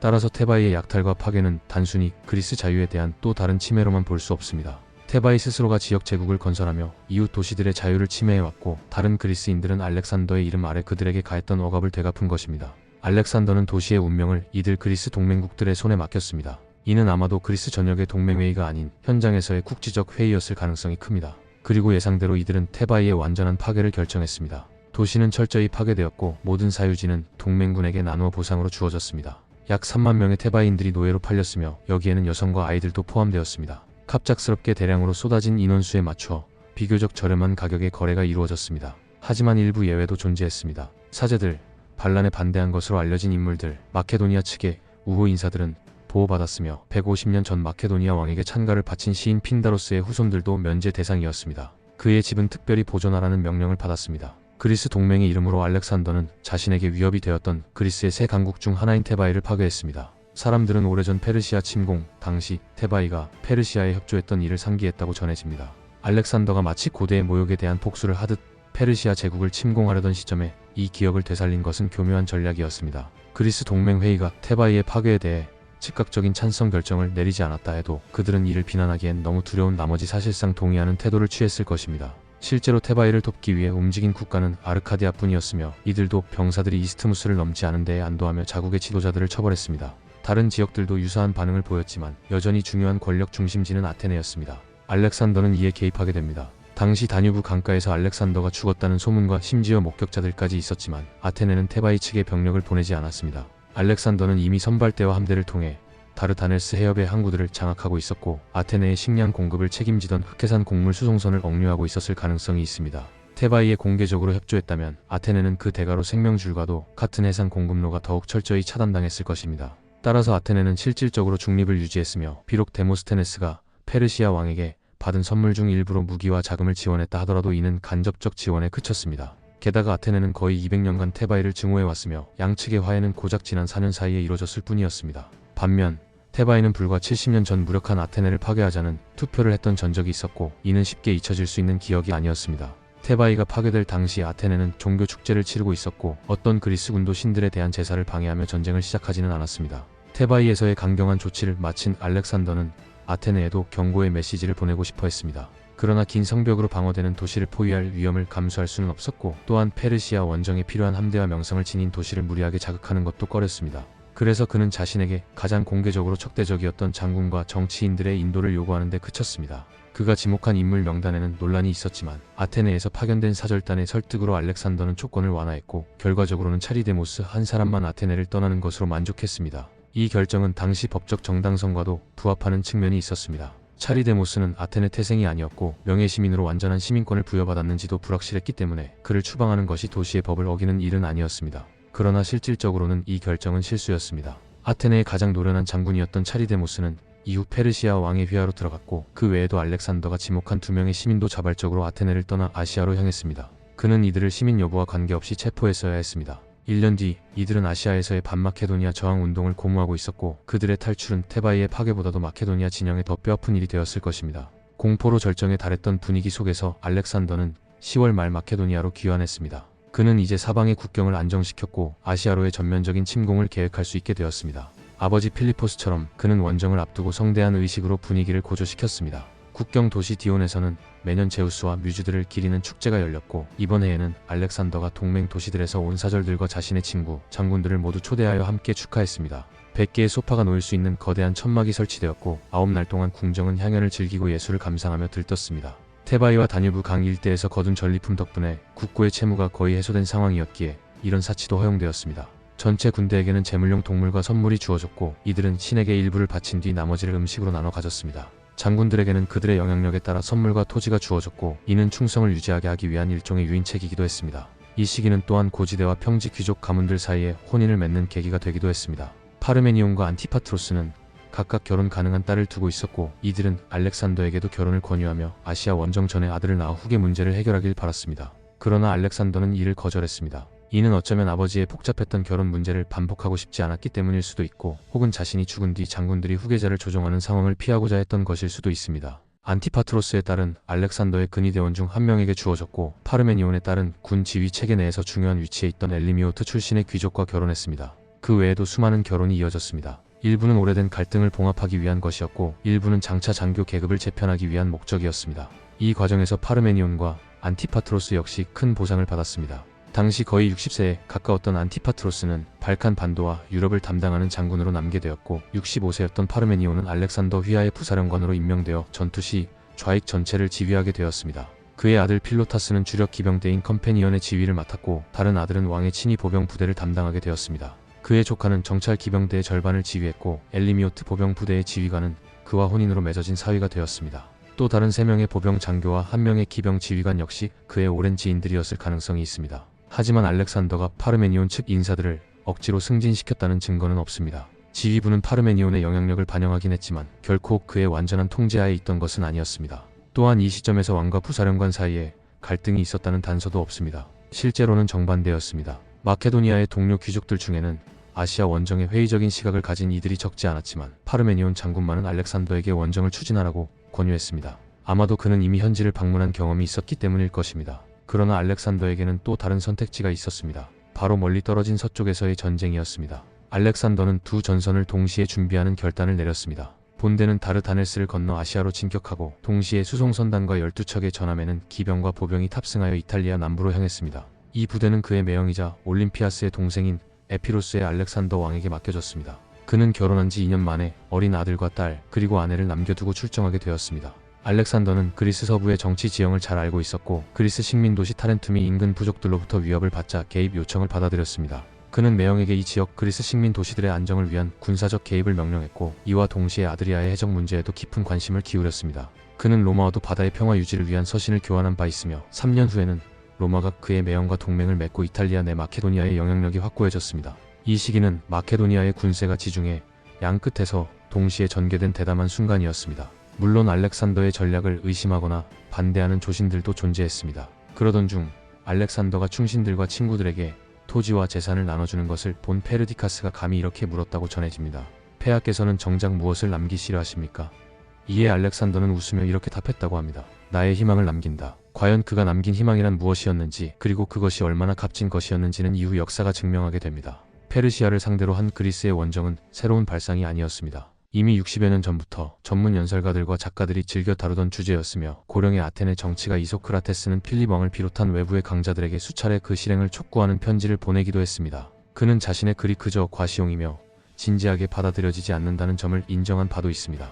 이러한 종이 위의 원정은 분열된 그리스의 권력 균형을 무시했으며 외부 지도자가 주도하는 원정에서 어떻게 그리스 동맹군들이 하위 전력으로서 공정한 대우를 받을 수 있을지를 전혀 고려하지 않았습니다. 그들의 조언은 실현 가능성과는 거리가 먼 학문적 공상에 가까웠으며 마치 예카테리나 대제가 디드로에게 말했듯 학자들의 조언은 오직 모든 것을 받아들이는 종이 위에만 존재하는 것과 같았습니다. 현실은 매우 달랐으며 알렉산더가 원정을 준비할 때 당시의 그리스인들은 그 차이를 누구보다 뼈저리게 느꼈을 것입니다. 필립이 왕위에 오르기 10년 전 누군가는 아시아를 정복하는 것이 오히려 그리스를 정복하는 것보다 쉽다고 호언장담했습니다. 물론 그 말은 아시아의 경계가 어디로 설정되느냐에 따라 달라졌겠지만 실제로 아시아로 진군하기 위한 가장 선결 과제는 그리스의 제압이었습니다. 필립이 만든 그리스 동맹회의의 후계자로서 알렉산더는 명목상으로는 아니더라도 사실상 그리스 전체의 독재자였습니다. 독재에는 세 가지 필수 요소가 있습니다. 경찰력, 신하, 그리고 군대입니다. 알렉산더는 아시아로 출정하기 전 이 세 가지를 이용해 그리스의 정세를 정리했습니다.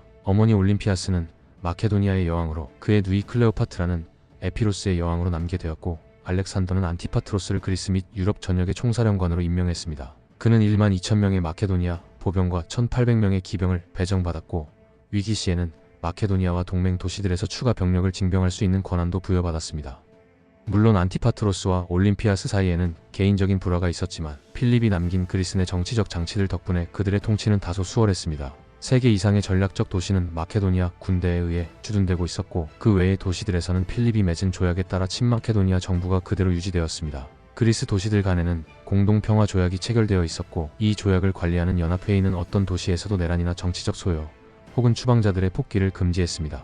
토지 재분배, 노예 해방, 채무 탕감이라는 고전적인 세 가지 사회 불안 요소 역시 일절 허용되지 않았고, 이를 감시하는 공동 안정을 위한 감시관 제도도 마련되었습니다. 외교적으로도 그리스의 정치 균형은 매우 허약한 상태였습니다. 테바이는 이미 무너졌고, 스파르타는 과거의 전력 때문에 주변국들로부터 두려움과 반감을 동시에 사고 있었습니다. 주요 도시 국가 중에서는 오직 아테네만이 여전히 독립된 정치적 힘을 갖고 있었으나, 알렉산더는 다르다넬스와 그 일대 도시들을 장악함으로써 흑해에서 들어오는 곡물 수송로, 즉 아테네의 식량 공급선을 지배하고 있었기에 사실상 아테네의 생사를 쥐고 있었습니다. 이러한 관계는 불안정할 수밖에 없었습니다. 그리스 동맹회의가 각 도시의 안정을 보장하긴 했지만 아테네 시민들은 필립과 알렉산더가 자신들의 민주 정체에 간섭할 것을 우려하여 헌법 보호를 위한 특별위원회까지 발족시켰습니다. 그러나 필립과 알렉산더 모두 이 강력한 성벽의 도시 아테네를 자신들의 계획의 핵심 요소로 보고 있었고, 바로 그 때문에 신화라는 전략을 적극적으로 활용하게 됩니다. 이미 알렉산더는 그의 금화에 상징적인 메시지를 담고 있었습니다. 한 면에는 여신 아테나를, 다른 면에는 해군을 상징하는 물건을 들고 있는 승리의 여신 나이키의 형상을 새겼는데, 이는 아테네 아크로폴리스에 세워졌던 나이키 조각상과 유사한 모습이었습니다. 실제로 주기 첫 해 가을, 알렉산더는 아크로폴리스에 있던 2개의 청동 조각상을 복원하는 데 일조했을 가능성이 있으며, 이러한 의식적인 홍보 전략은 그의 승리와 무적이라는 이미지 그리고 아시아 원정에서 아테네의 참여를 기대하는 계획과 일치하는 것이었습니다. 그의 금화가 암시하듯 승리는 반드시 올 것이며 그것은 해군의 힘에 의한 것이고, 그 해군은 곧 아테네와 연관이 있다는 메시지를 담고 있었습니다. 마케도니아는 발칸 반도에서 최고의 조선용 목재를 보유하고 있었지만 자체적으로는 항구 도시가 부족하여 해군 전력이 제한적이었습니다. 반면 아테네는 350척이 넘는 전함을 보유한 조선소를 운영하고 있었고, 이들은 당시 에게에서 가장 막강한 해군 전력이었습니다. 비록 재정상의 이유로 이 함선들을 전면 가동하지는 못했지만, 만약 이 전력이 페르시아의 손에 넘어가게 된다면 마케도니아 입장에서는 큰 위협이 될 수밖에 없었습니다. 따라서 알렉산더는 해상 승리라는 신화를 활용해 아테네를 설득하려 했습니다. 물론 이후의 전개는 그 기대와는 달랐지만 적어도 그로부터 4년 동안 아테네 함대는 스파르타 왕과 페르시아 제독들의 접근에도 중립적인 입장을 유지했습니다. 알렉산더의 부제독은 그가 이렇게 말했다고 전합니다. 아테네여, 당신의 칭찬을 얻기 위해 내가 어떤 위험을 감수하고 있는지 상상이나 할 수 있겠습니까? 승리의 신화는 바로 이러한 계산된 전략의 일환이었습니다. 이러한 접근은 단지 홍보에 그치지 않고 알렉산더의 아시아 원정 전체를 관통하는 슬로건과도 맞닿아 있었습니다. 필립 왕은 이렇게 선언하였습니다. 이번 전쟁은 페르시아인들의 불법적인 행위에 대한 응징으로 그리스 신전들을 모독한 야만인들에게 정의를 실현하고자 하는 그리스인들의 이름으로 선포되었다. 그는 자신을 그리스의 성전 기사처럼 내세우며 이 전쟁을 정당화했으며 그의 슬로건은 다층적인 의미를 담고 있었습니다. 역사적으로 이 발언은 기원전 480년 페르시아의 왕 크세르크세스가 그리스를 침공하여 성스러운 신전들을 훼손하고 유린했던 어두운 시절을 떠올리게 합니다. 이 침공은 살라미스 해전과 플라타이아의 전투에서 페르시아가 대패하기 전까지 이어졌습니다. 그러나 이는 단순한 과거의 메아리에 그치지 않았습니다. 그리스의 성전이라는 개념은 마케도니아인의 원정이었음에도 불구하고 그리스인들의 이익을 위한 것처럼 포장되었고, 특히 아테네의 정치적 감정과 이익을 매우 정교하게 자극하는 구호였습니다. 크세르크세스가 불태운 신전들은 바로 아테네 아크로폴리스에 있던 것들이었고 그 후 30년 넘게 복구되지 않은 채 그대로 남겨져 있었습니다. 이는 아테네가 주도한 방어연맹이자 결국은 제국으로 확장된 동맹국들에게 전쟁의 기억을 각인시키기 위한 것이었습니다. 그 연맹 역시 페르시아의 신성 모독에 대한 복수라는 명분을 내세웠습니다. 필립은 이러한 역사적 정서적 코드들을 복원하여 아테네의 제국적 과거와 480년의 위기 상황 속에서 보여준 던커크 정신과도 같은 자부심을 자극하고자 했던 것입니다.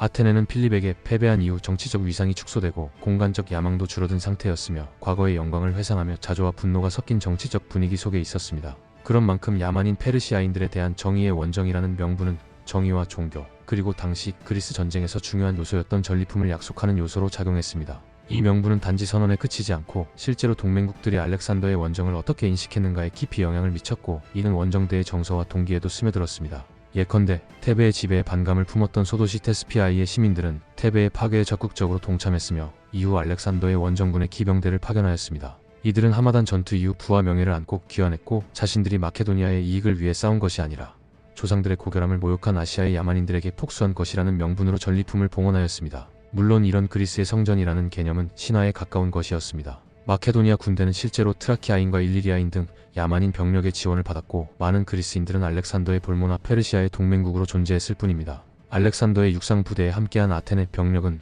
고작 700명에 불과했고 전체 원정군 중 그리스인이 차지하는 비중도 7분의 1 정도에 지나지 않았습니다. 그러나 이 신화는 시대착오적인 것이 아니었고 실제로 의미 있는 영향을 주기도 했습니다. 마케도니아 지도자들에게 이 구호는 단순한 화려한 수사 이상의 매력을 지니고 있었습니다. 철저한 성전은 반드시 내부의 적으로부터 폭수를 시작해야 한다는 논리에 따라 이 슬로건은 마케도니아 지도자들이 그리스 내에서 여전히 저항하거나 문제를 일으키는 세력에 대해 정당한 응징을 할 수 있도록 정당성을 부여하는 도구가 되었습니다. 여기에는 페르시아 편의 선 배신자 그리스인들이나 기원전 480년 크세르크세스의 침공, 당시 페르시아에 협력했던 테베 시민들처럼 아직도 기억 속에 남아있는 사례들이 포함됐습니다. 물론 마케도니아인들과 그들의 동맹인 테살리아인들 역시 그 당시 페르시아에 협력했던 사실은 애써 언급하지 않았습니다. 이 신화적 구호는 단지 유연한 동원 명분에 그치지 않고 지도자들 간의 감정적 결속과 공유된 분위기를 형성해 주었습니다. 필립이 자신의 그리스 연맹회의 본부를 고린도로 선택한 이유 중 하나도 고린도만이 최근 카르타고의 침공으로부터 시칠리아의 그리스 도시들을 해방시킨 티몰레온 장군을 지원했던 유일한 그리스 도시였기 때문입니다. 서방에서 벌어진 이러한 성공적인 그리스 세계 수호의 사례는 필립이 동방에서 추구했던 야만인 격퇴라는 명분의 거울과도 같았습니다. 알렉산더 역시 그리스 동맹국들의 이해를 1차적으로 고려하지는 않았지만 그리스의 폭수와 종교적 응징이라는 정서는 그의 행동에 일정한 영향을 미쳤으며 이는 당시 그리스인들의 전쟁관에도 어긋나지 않았습니다. 그는 페르시아 귀족들이 항복하면 자신의 궁정으로 받아들였고 그 지역 사정과 언어에 능통한 야만인들에게도 지휘권을 부여했으며 이런 행동은 그들을 통해 페르시아를 다스리는 방식으로도 폭수를 실현할 수 있다는 인식을 반영한 것이었습니다. 즉 과거의 모욕에 대한 복수를 수행하면서도 동시에 아시아의 새로운 지배자가 되고자 하는 야망은 자연스럽게 병행되었습니다. 알렉산더라는 인물의 매력 중 하나는 바로 이 폭수심에서 시작된 원정이 점차 새로운 정치적 꿈으로 확장되어가는 과정을 지켜보는 데에 있습니다. 그렇기에 그리스의 성전이라는 개념을 단순한 선전용 수사로 폄하하거나 알렉산더가 처음부터 이를 전혀 믿지 않았다고 단정하는 것은 옳지 않습니다. 그리스 동맹군의 참여를 강조한 표현은 예의상의 포장에 불과할 수는 있지만 과거 신성 모독에 대한 폭수라는 대의는 실제로 진지하게 받아들여졌기에 유지되었던 것입니다. 이러한 분위기는 알렉산더를 통해 더욱 공식화되었으며 그의 역사 속에도 조심스럽고 치밀하게 기록되었습니다.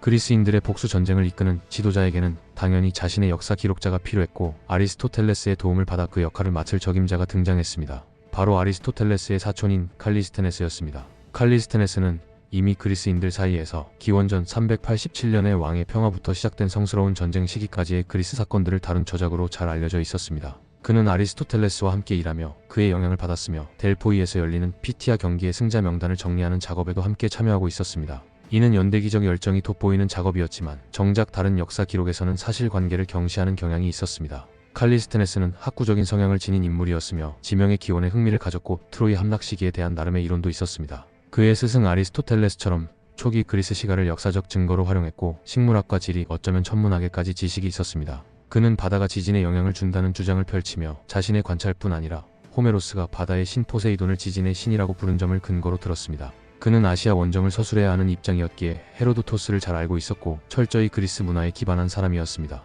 나일 삼각주의 이집트 파라오의 기원을 두고 벌어진 논쟁에서도 그는 그들의 조상이 아테네 사람이라는 다소 터무니없는 주장에 동조했습니다. 이러한 학문적 관심은 때때로 유치함과 결합되기도 했습니다. 이는 아리스토텔레스와 그의 제자들이 종종 공유하던 태도이기도 했습니다. 예를 들어 그는 크리세아 전쟁의 발발 원인을 단순히 어떤 상속녀의 납치 때문이라고 설명했고, 스파르타의 억압적인 정치 체제를 칭송하기도 했습니다. 이런 평가는 실제 그곳에 살지 않는 지식인들에게는 흔한 것이었습니다.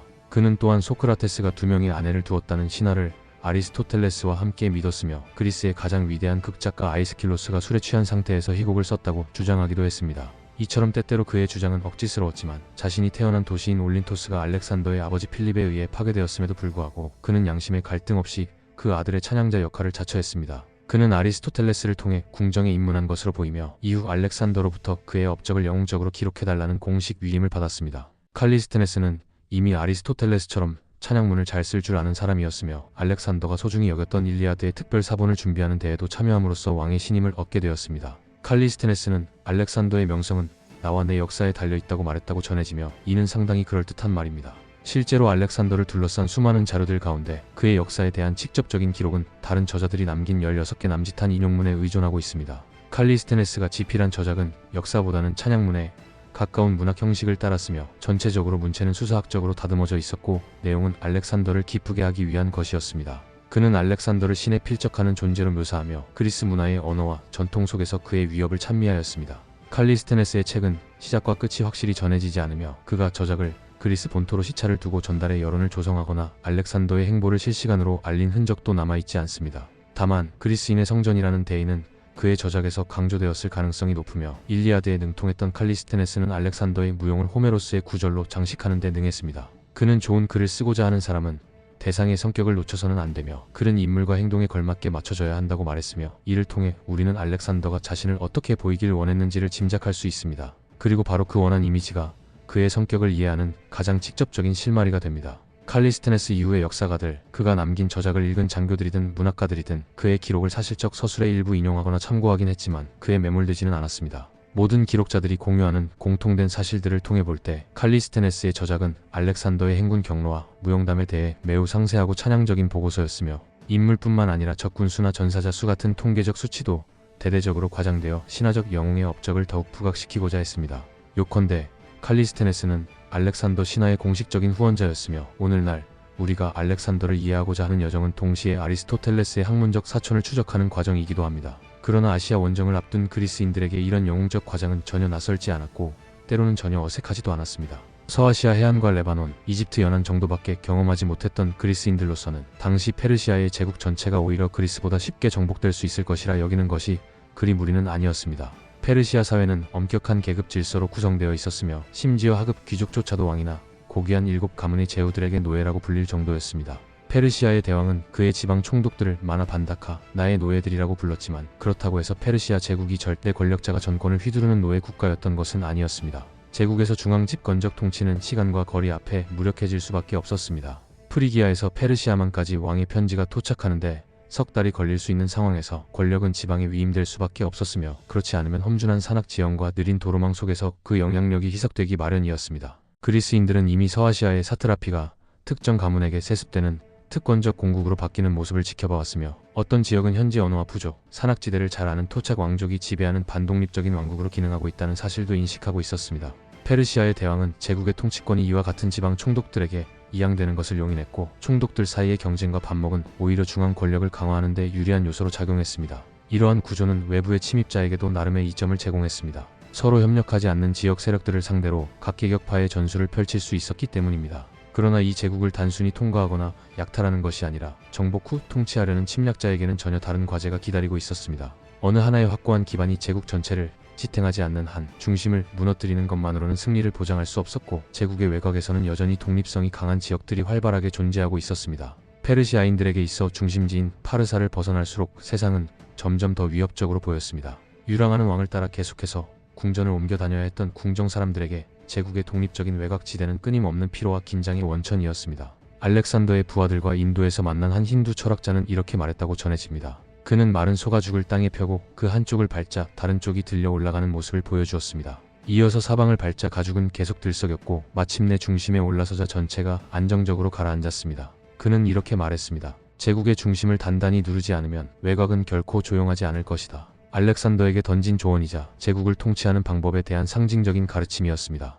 페르시아 대왕도 중심의 중요성을 분명히 인식하고 있었지만 그렇다고 제국의 외곽 지역을 순순히 포기할 생각은 없었습니다. 그는 이집트를 독립왕국으로 인정하지 않았으며 사실 이집트는 제국에 폭속된 지 고작 70년에 불과했습니다. 파라오 시대에 만들어진 수에즈 운하는 이미 기능을 상실했고 키프로스와 페니키아의 해상 왕국들은 최근까지도 반란을 반복한 전력이 있었습니다.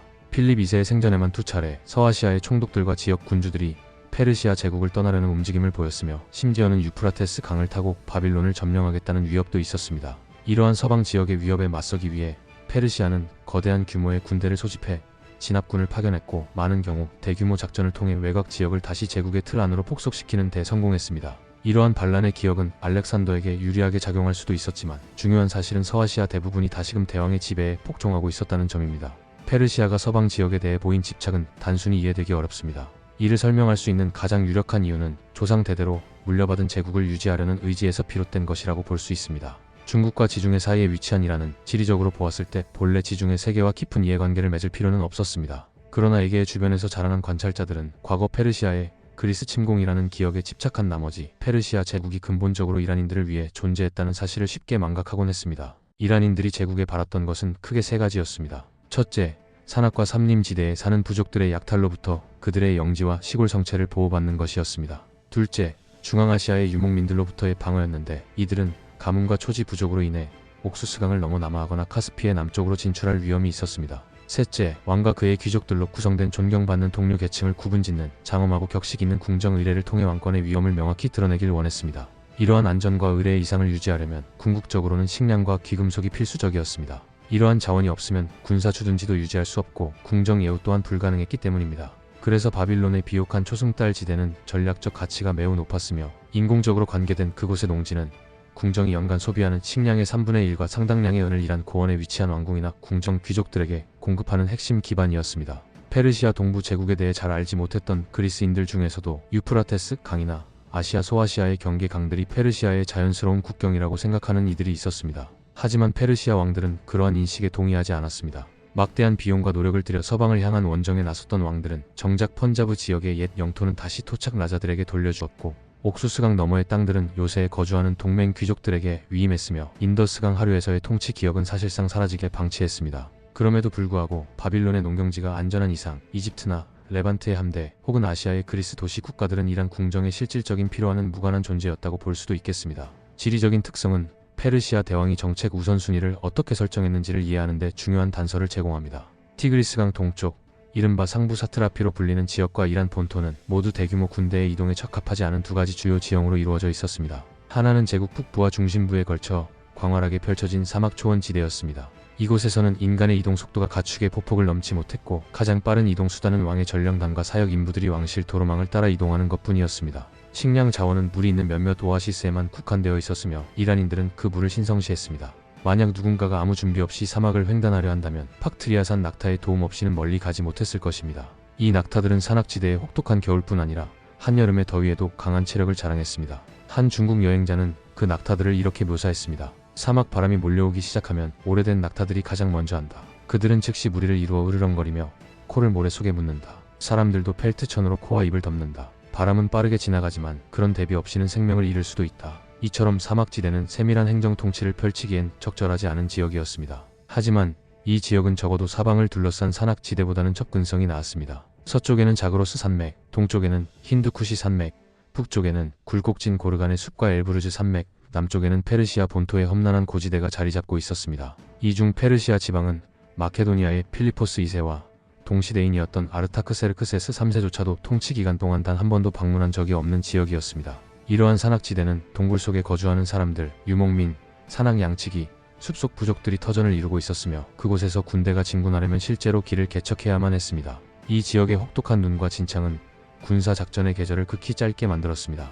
페르시아 궁전의 변두리를 지나게 되면 유목민들을 마주치게 됩니다. 이들은 제국보다 더 오래된 고대의 이동 경로를 따라 살아왔으며 중앙정부는 이들에게 통치를 강요하는 대신 자유를 보장하는 대가로 안전한 통행을 허락받았습니다. 산악 부족들 또한 자율권을 유지했고 중앙정부에 대한 불만도 상대적으로 적었습니다. 페르시아 제국의 권력은 마치 들판을 뒤덮는 지면 안개처럼 평야와 계곡을 따라 확산되었고 산악지대에 도달하면 그저 그 아래에서 자신의 위엄을 강조하는 것으로 만족해야 했습니다. 이러한 상징적인 의미에서 제국의 의식적 중심지인 페르세폴리스가 사방이 험준한 산으로 둘러싸인 평지에 자리잡고 있다는 사실은 그 자체로 매우 상징적인 권위의 표현이었습니다. 이 산맥들은 왕의 통제를 벗어난 자연적인 경계였기 때문입니다. 이러한 제국의 생존 방식에서 왕들은 분명하고 단호한 권위의 표현에 의존했습니다. 다만 그러한 권위는 제국의 서부 지역에서 훨씬 쉽게 행사될 수 있었습니다. 왕의 도로망은 더 부드럽고 빠르게 뻗어 있었고 힌두쿠시 산맥이나 끝없는 사막 같은 장애물도 존재하지 않았습니다. 정치적으로 보자면 이러한 차이는 물의 체계로 대표되는 동서부 행정 시스템의 차이로 요약됩니다.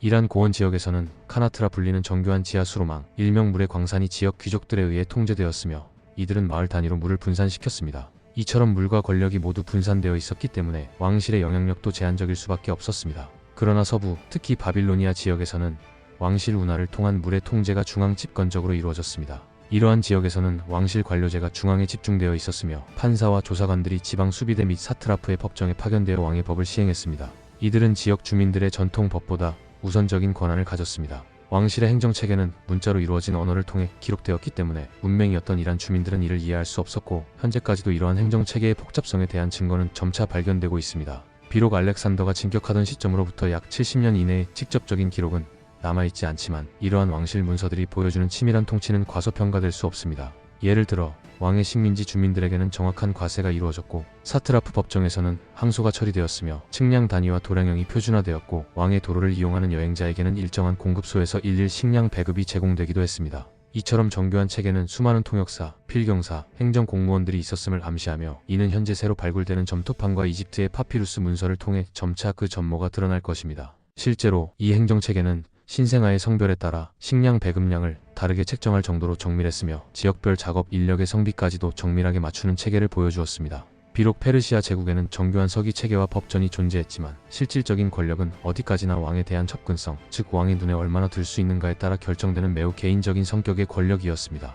페르시아의 정치는 궁전의 문을 지키는 문지기, 왕의 수를 따르는 시종, 내시, 그리고 왕의 후궁들 사이에서 이루어졌습니다. 왕이 선한 신 아후라 마즈다의 은총으로 권위를 부여받듯이 궁중 신하들 역시 왕의 직접적인 은총에 의해 지위를 얻었습니다. 보라색 망토를 입을 수 있는 특권, 금제 브로치나 목걸이를 하사받는 영광, 혹은 왕의 뺨에 입맞춤하거나 직접 얼굴을 뵐 수 있는 자격은 모두 그 사람이 궁중 내에서 차지하는 위상을 나타내는 상징이었습니다. 페르시아에서도 고대 궁정 직함들이 보다 광범위하게 확대 적용되면서 존귀한 동료들이라는 칭호를 가진 자들이 이제는 군대 내에 독립된 부대를 이룰 정도가 되었고 왕족이라는 칭호 역시 그 혈연적 의미가 희미해졌습니다. 페르시아의 궁정 풍경은 마케도니아의 펠라 궁정과 매우 닮아 있었으며 특히 잔치 문화와 그것을 통해 이루어지는 왕과 신하들 간의 소통이 그러했습니다. 이러한 연회는 단순한 사치가 아닌 정치적 소통과 권력의 재확인을 위한 자리였으며 연회의 규모와 형식은 면밀히 기록되고 관찰되었습니다. 구약 성경 에스더서에 묘사된 다음 장면은 당시 페르시아 궁정의 분위기를 생생하게 보여줍니다. 수산 궁전에서 왕은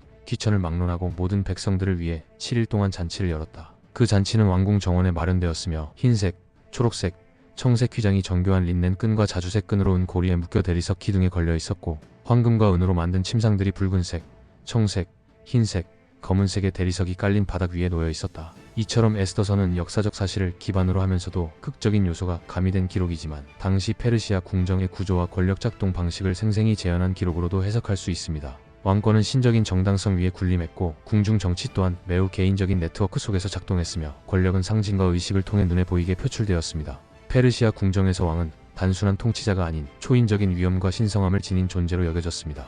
그의 권위는 업적에서 비롯된 것이 아니라 그 지위 자체에서 유래하는 성스러움에 기반하고 있었습니다. 알렉산더 대왕이 맞상대였던 다리우스 3세에 대해서는 알려진 정보가 많지 않지만 그 단편적인 사실들만으로도 많은 점을 시사합니다. 그의 부모는 형제자매 관계였으며 다리우스 자신도 자신의 자매를 두 번째 아내로 맞이하였습니다.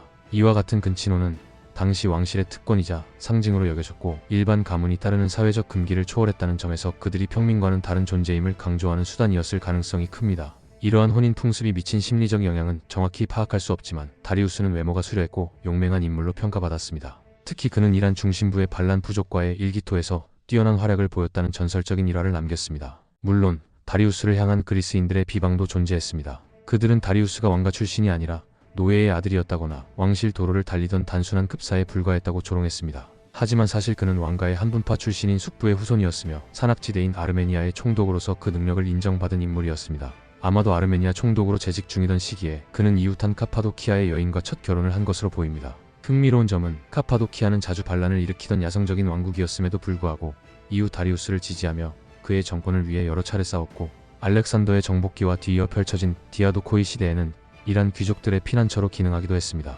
그렇게 중요하게 여겨지지 않던 이 변방의 총독 자리에서 다리우스는 권력의 정점인 왕위까지 오르게 되었고, 그 배경에는 바고아스라는 비서실장의 강력한 후원과 암살 정치가 있었습니다. 바고아스는 막강한 영향력을 가진 인물로 왕을 세우기도 하고 몰락시키기도 할 수 있는 권력의 핵심이었습니다. 그의 지원으로 다리우스는 왕실 내의 경쟁자를 제거하고 다른 성인 왕족이 없던 틈을 타 제위에 올랐던 것입니다. 당시 아르타크세르크세스 3세의 어린 아들도 생존해 있었기 때문에 다리우스의 왕위 계승을 불편하게 여긴 페르시아인들이 일부 존재했을 가능성도 있습니다. 그러나 다리우스의 능력에 대해서는 단정적으로 평가할 수 없습니다. 남아있는 기록이 매우 부족하기 때문입니다. 하지만 그가 정통성이 부족한 방식으로 왕위에 오른 사실만으로도 궁정의 결속력은 약화되었고, 여러 지방 총독들 사이에서의 충성심 역시 흔들렸을 가능성이 큽니다. 이런 이유로 알렉산더는 다리우스를 공개적으로 찬탈자라 규정하며 명분을 강화했던 것입니다. 서아시아 지역에서 일어난 최근의 반란과 페르시아 궁정 내부의 권력 암투에도 불구하고 페르시아 왕이 동원할 수 있는 군사력은 여전히 엄청난 규모였습니다. 당시 알렉산더 대왕의 해군 전력은 고작 160척에 불과했습니다. 이는 아테네가 단독으로 400척을 거느렸던 것과 비교하면 매우 미미한 수치였습니다. 반면 페르시아 왕은 키프로스와 페니키아에서만 300척이 넘는 군함을 보유할 수 있었고, 이들 선박은 훈련된 현지 선원들에 의해 운용되었으며 그 기술력은 그리스 어느 도시국가보다도 앞서 있었습니다. 또한 재정 상황도 열세였습니다. 알렉산더가 원정을 준비하면서 지출한 자금은 이미 아버지 필리포스 2세의 전체 수입에 필적했으며, 그와 별개로 800탈란톤에 달하는 부채까지 추가로 발생해 있었습니다. 반면 페르시아 왕실은 매년 1만 탈란톤이 넘는 귀금속을 조공으로 받아들였고, 이는 각 지방의 운영비를 제하고도 남는 금액이었습니다. 왕궁 곳곳에는 23만 5천 탈란톤 규모의 금속이 보관되어 있었으며, 일부는 주화 형태였고 대부분은 바 형태의 주계로 존재했습니다. 이런 주계는 바빌론 동쪽과 옥수스강 북쪽 지역에서는 사실상 통화로 사용되기도 했습니다. 알렉산더의 군대는 약 5만 명 규모였으며 그중 기병은 6천 명에 불과했습니다. 반면 페르시아 제국은 수백만 명의 인구를 지닌 광대한 제국이었고, 지형과 보급 문제가 아니었다면 12만 명 이상의 병력을 단 한 번의 전투에 투입할 수 있는 능력을 지니고 있었습니다. 이중 기병만 해도 유목 부족과 왕의 봉건적 정착민들을 통해 3만 명을 동원할 수 있었고, 말은 더욱 풍부했습니다. 전차를 끄는 조랑말, 북서아시아와 메디아 지역의 유명한 종마지, 아르메니아와 카파도키아, 이란 외곽 지역의 기마 부족들, 그리고 하마다 근처의 니사이온 초원에서는 무려 20만 마리의 중무장 군마가 방목되고 있었습니다. 페르시아의 귀족들은 어릴 적부터 말을 타고 활을 쏘며 진실을 말하는 법을 배웠고, 이러한 전통은 군사력으로 직결되었습니다. 알렉산더의 군대는 궁수와 투석병이 각각 1,000명 수준에 불과했던 반면 페르시아의 본국 지역만 해도 3만 명의 숙련된 궁수와 투석병을 공급할 수 있었습니다. 이들이 사용하는 폭합궁은 무려 200야드 거리에서도 치명적인 타격이 가능했을 만큼 위협적이었습니다. 그러나 보병 전력 면에서는 페르시아가 상대적으로 약세였습니다. 궁정의 정예 근위대가 약 1만 명 정도 있었고, 이는 훈련된 병사들이었지만 무더운 기후, 자영농 계층의 부재, 그리고 전통적인 궁술과 기마 중심의 문화로 인해 그리스식의 중무장 보병 전력은 거의 존재하지 않았습니다. 대신 과거 300년간 이집트 파라오를 위해 복무했던 그리스 보병의 전통을 따라 페르시아 왕들도 고용병으로 그리스 병사들을 채용하였습니다. 당시 알렉산더의 원정군을 상대했던 병력 중 무려 5만 명 정도가 그리스인이었다는 이야기도 있을 정도로 상당수가 용병으로 고용되어 페르시아 측에 가담해 있었습니다. 대부분은 특정 전투를 위해 고용된 병력이었으며, 유프라테스강 동쪽에서는 주둔군으로 상시 배치된 경우도 드물었습니다. 이러한 사실은 고대 그리스의 정치 경제적 현실과 병역 구조를 매우 생생하게 보여주는 대목이라고 할 수 있습니다. 그리스 도시국가들이 자국민의 생계를 유지시키기 위해 많은 시민들을 군인으로 보내고 일부는 용병으로 생계를 꾸렸다는 점에서 이들은 이상적인 시민 공동체임과 동시에 실리적 군사 시장의 일부이기도 했던 것입니다. 그리스에서 50년 동안 이어진 혁명과 내전은 수많은 망명자들을 양산했으며, 이들 대부분은 필리포스 2세의 외교 전략에 따라 유입되거나 유도된 인물들이었습니다. 그리스 사회는 만성적인 빈곤과 기회의 부족으로 인해 토지가 없는 평민이나 농민들에게 아시아에서의 용병 생활은 생존과 사회적 상승을 위한 가장 현실적인 수단이 되었습니다. 이들은 바다 무역처럼 위험한 도박을 감수하거나 수많은 노예들 속에서 단기 노동자로 살아가는 것보다 전쟁터에서 월급을 받는 편이 훨씬 안정적인 삶이라고 여겼습니다. 모험심이 강한 자들은 해적으로, 그렇지 않은 자들은 용병으로 전향했습니다. 유산을 물려받지 못한 아들들, 농사에 실패했거나 지겨워한 자들, 상업에서 좌절한 사람들, 사생아들 모두가 전쟁이라는 수단을 통해 새 삶과 먹을거리, 심지어 모험을 꿈꾸며 아시아로 향했습니다. 기근으로 절박한 자들도 있었고, 정치적 망명으로 떠밀린 이들도 있었으며, 일부는 그저 싸움을 좋아하거나 이집트와 레반트 지역에서 복무한 전역 군인으로 남아있기도 했습니다. 정착하지 못한 자들, 혹은 애초에 정착할 생각이 없었던 자들, 이러한 냉혹하고 유랑하는 무리는 보수적인 그리스 귀족 계층에게 공포의 대상이었습니다. 그런 의미에서 알렉산더가 그리스의 지도자로서 야만인들을 정벌하며 동시에 이러한 위협적인 그리스 용병들과 맞서 싸우는 것은 당시 지주 계층에게 환영받을 일이기도 했습니다. 페르시아의 제국 규모를 숫자로만 보면 의심이 생길 수도 있겠지만 단 하나의 수치만큼은 누구도 부정할 수 없었습니다. 바로 페르시아가 지배하던 제국의 지평선의 크기였습니다. 아리스토텔레스가 생각했던 세계의 끝은 아프가니스탄의 힌두쿠시 산맥 너머였고 그는 카스피해가 바다가 아니라는 사실도 인식하고 있었지만 흑해에서 페르시아만까지의 거리는 지나치게 좁게 인식하고 있었습니다. 그러나 페르시아 제국은 하나의 통치 아래에 5,000마일에 이르는 광대한 영역을 지배하고 있었습니다. 옥수스 강 유역에서 모피를 거래하는 상인들, 아라비아의 하드라마우트 부족들이 가져온 향신료, 펀자브의 티크나무, 구르간의 호랑이 숲, 레바논의 삼나무, 이다산의 소나무까지 모두가 페르시아 왕의 뜻을 따르고 있었습니다. 리비아 사막의 사제들이 바치는 소금, 바닥샨의 청금석으로 장식된 궁전, 수단 흑인들에게 침입을 통해 전해진 철기 문화, 에게해에서 온 그리스 다리 기술자들이 유프라테스의 건설한 교량, 폭숭아, 공작새, 이란 유목민들의 물의 여신 신앙이 소아시아의 그리스 마을과 사원에 전파된 것까지 모두가 페르시아 제국이라는 틀 안에서 이뤄진 동서 문명의 흐름이었습니다. 이 거대한 제국에서 페르시아 왕은 궁정을 겨울 궁전에서 여름 궁전으로 수시로 옮겨 다녔으며 그 위치는 에게해 연안에서 최대 3개월 거리에 이르렀습니다. 그럼에도 불구하고 사르디스에서 수사까지 일주일도 안 되어 전보가 도착할 정도로 발달된 왕의 도로망과 봉화 시스템 덕분에 제국의 중심부는 항상 위기 상황에 신속하게 대응할 수 있었습니다. 그 너머에는 산이 광활한 초원을 에워쌌고 사막은 거울처럼 반짝이는 논밭에 의해 분산되었으며 제국 내의 언어는 그 지역만큼이나 다양했습니다. 그러나 지배계층인 페르시아 관리들은 스스로 제대로 읽거나 쓰지도 못하는 공용어로 통치를 해야 했고 지도도 없고 통역사 없이는 나아가기 힘든 이 복잡한 제국 속에서 알렉산더는 자신의 삶과 미래를 걸고 길을 찾으려 했습니다. 알렉산더 대왕의 원정에서 가장 인상적이고 동시에 수수께끼 같은 점은 그의 조직력 규모입니다. 그는 그리스 출신의 측량사들을 대동했으며 이들은 장거리 달리기로 훈련된 인물들로 아시아 전역의 도로를 재며 거리 정보를 기록했습니다. 그중 한 명인 크레타 출신의 측량사는 유명한 달리기 경력을 가지고 있었는데 그는 테베의 함락 소식을 그리스 전역의 도시로 전한 장거리 주자로 유명합니다. 의료 부문에서는 히포크라테스 학파의 그리스 의사들이 환자와 부상병을 치료했고 광물 탐사 전문가들도 포함되어 있었습니다. 이들은 인도산 루비나 키르만 지방의 적색금을 찾는 역할을 했으며 이는 광산 자원에 대한 예리한 안목을 가졌던 필리포스 2세의 유산을 계승한 결과였습니다. 하지만 역사는 요리사, 마부, 가죽 장인들에 대해서는 아무런 기록을 남기지 않았습니다. 그리스와 페니키아 출신의 기술자들은 알려져 있지만 배의 목재를 다듬거나 군용 마차를 수리했던 수많은 군 소속 목수들은 기록에서 사라졌습니다. 그러나 이들이야말로 보이지 않는 주역이었습니다. 종군 요리사나 하인들이 제한된 상황에서 보급 문제는 군의 생존을 좌우하는 중대한 요소였습니다. 병사들은 개인 식량을 구매해 직접 요리하는 방식이었지만 그 식량 자체를 조달하는 일은 막대한 조직과 협업이 필요한 일이었습니다. 군대의 기본 식단은 빵, 과일, 치즈였으며 이동 중 곡물을 갈기 위한 휴대용 제분기도 함께 운반되었습니다. 하지만 곡물 자체는 현지 시장이나 정복한 도시 또는 사트라프들과의 협상을 통해 구매해야 했습니다. 정복군이 직접 적국의 곡물을 수확해 먹을 수는 없었기 때문에 보급과 운송 체계가 무너지면 바로 아사로 이어질 수 있는 구조였으나 놀랍게도 원정 초기 4년간 알렉산더의 군대가 굶주렸다는 기록은 없습니다.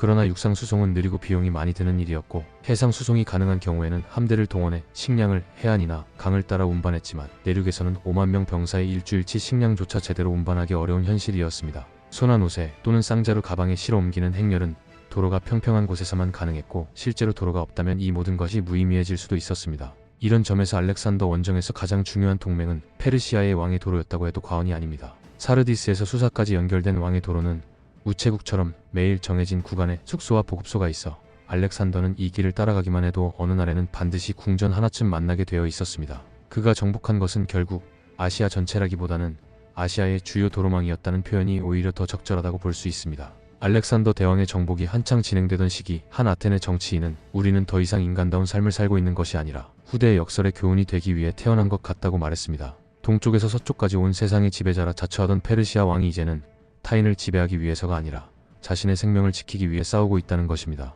당시 대부분의 그리스인들에게 있어 알렉산더는 단지 이름으로만 존재하는 인물이었습니다. 그들은 그가 이끄는 위대한 원정보다도 훨씬 더 절박한 현실, 바로 생존의 문제에 직면해 있었습니다. 지중해 전역은 7년 연속 가뭄으로 인해 극심한 흉작을 겪고 있었고 해적의 위협과 불안정한 정치, 그리고 새로운 수요지의 등장으로 인해 다른 곡창 지대들조차 그리스에 손을 내밀려 하지 않았습니다. 결국 이 시기 대부분의 그리스인에게는 배고픔과 절박함, 그리고 날마다 반복되는 생존의 투쟁이야말로 그들의 삶을 구성하는 핵심 요소였습니다. 그 유명한 그리스의 영광이라는 것도 사실은 그러한 척박함 위에 서 있었던 것입니다. 그렇다고 해서 역설의 시대라는 말이 그리스인들에게만 해당된 것은 아니었습니다. 오히려 수세기에 걸쳐 제국을 이어온 페르시아인들에게는 더더욱 쓰라린 현실이었습니다. 페르시아인은 거대한 불의 신전에 서서 장작더미 위로 솟아오르는 불꽃을 보며 그 안에 깃든 왕의 영원한 정신, 즉 프라바시를 느꼈습니다.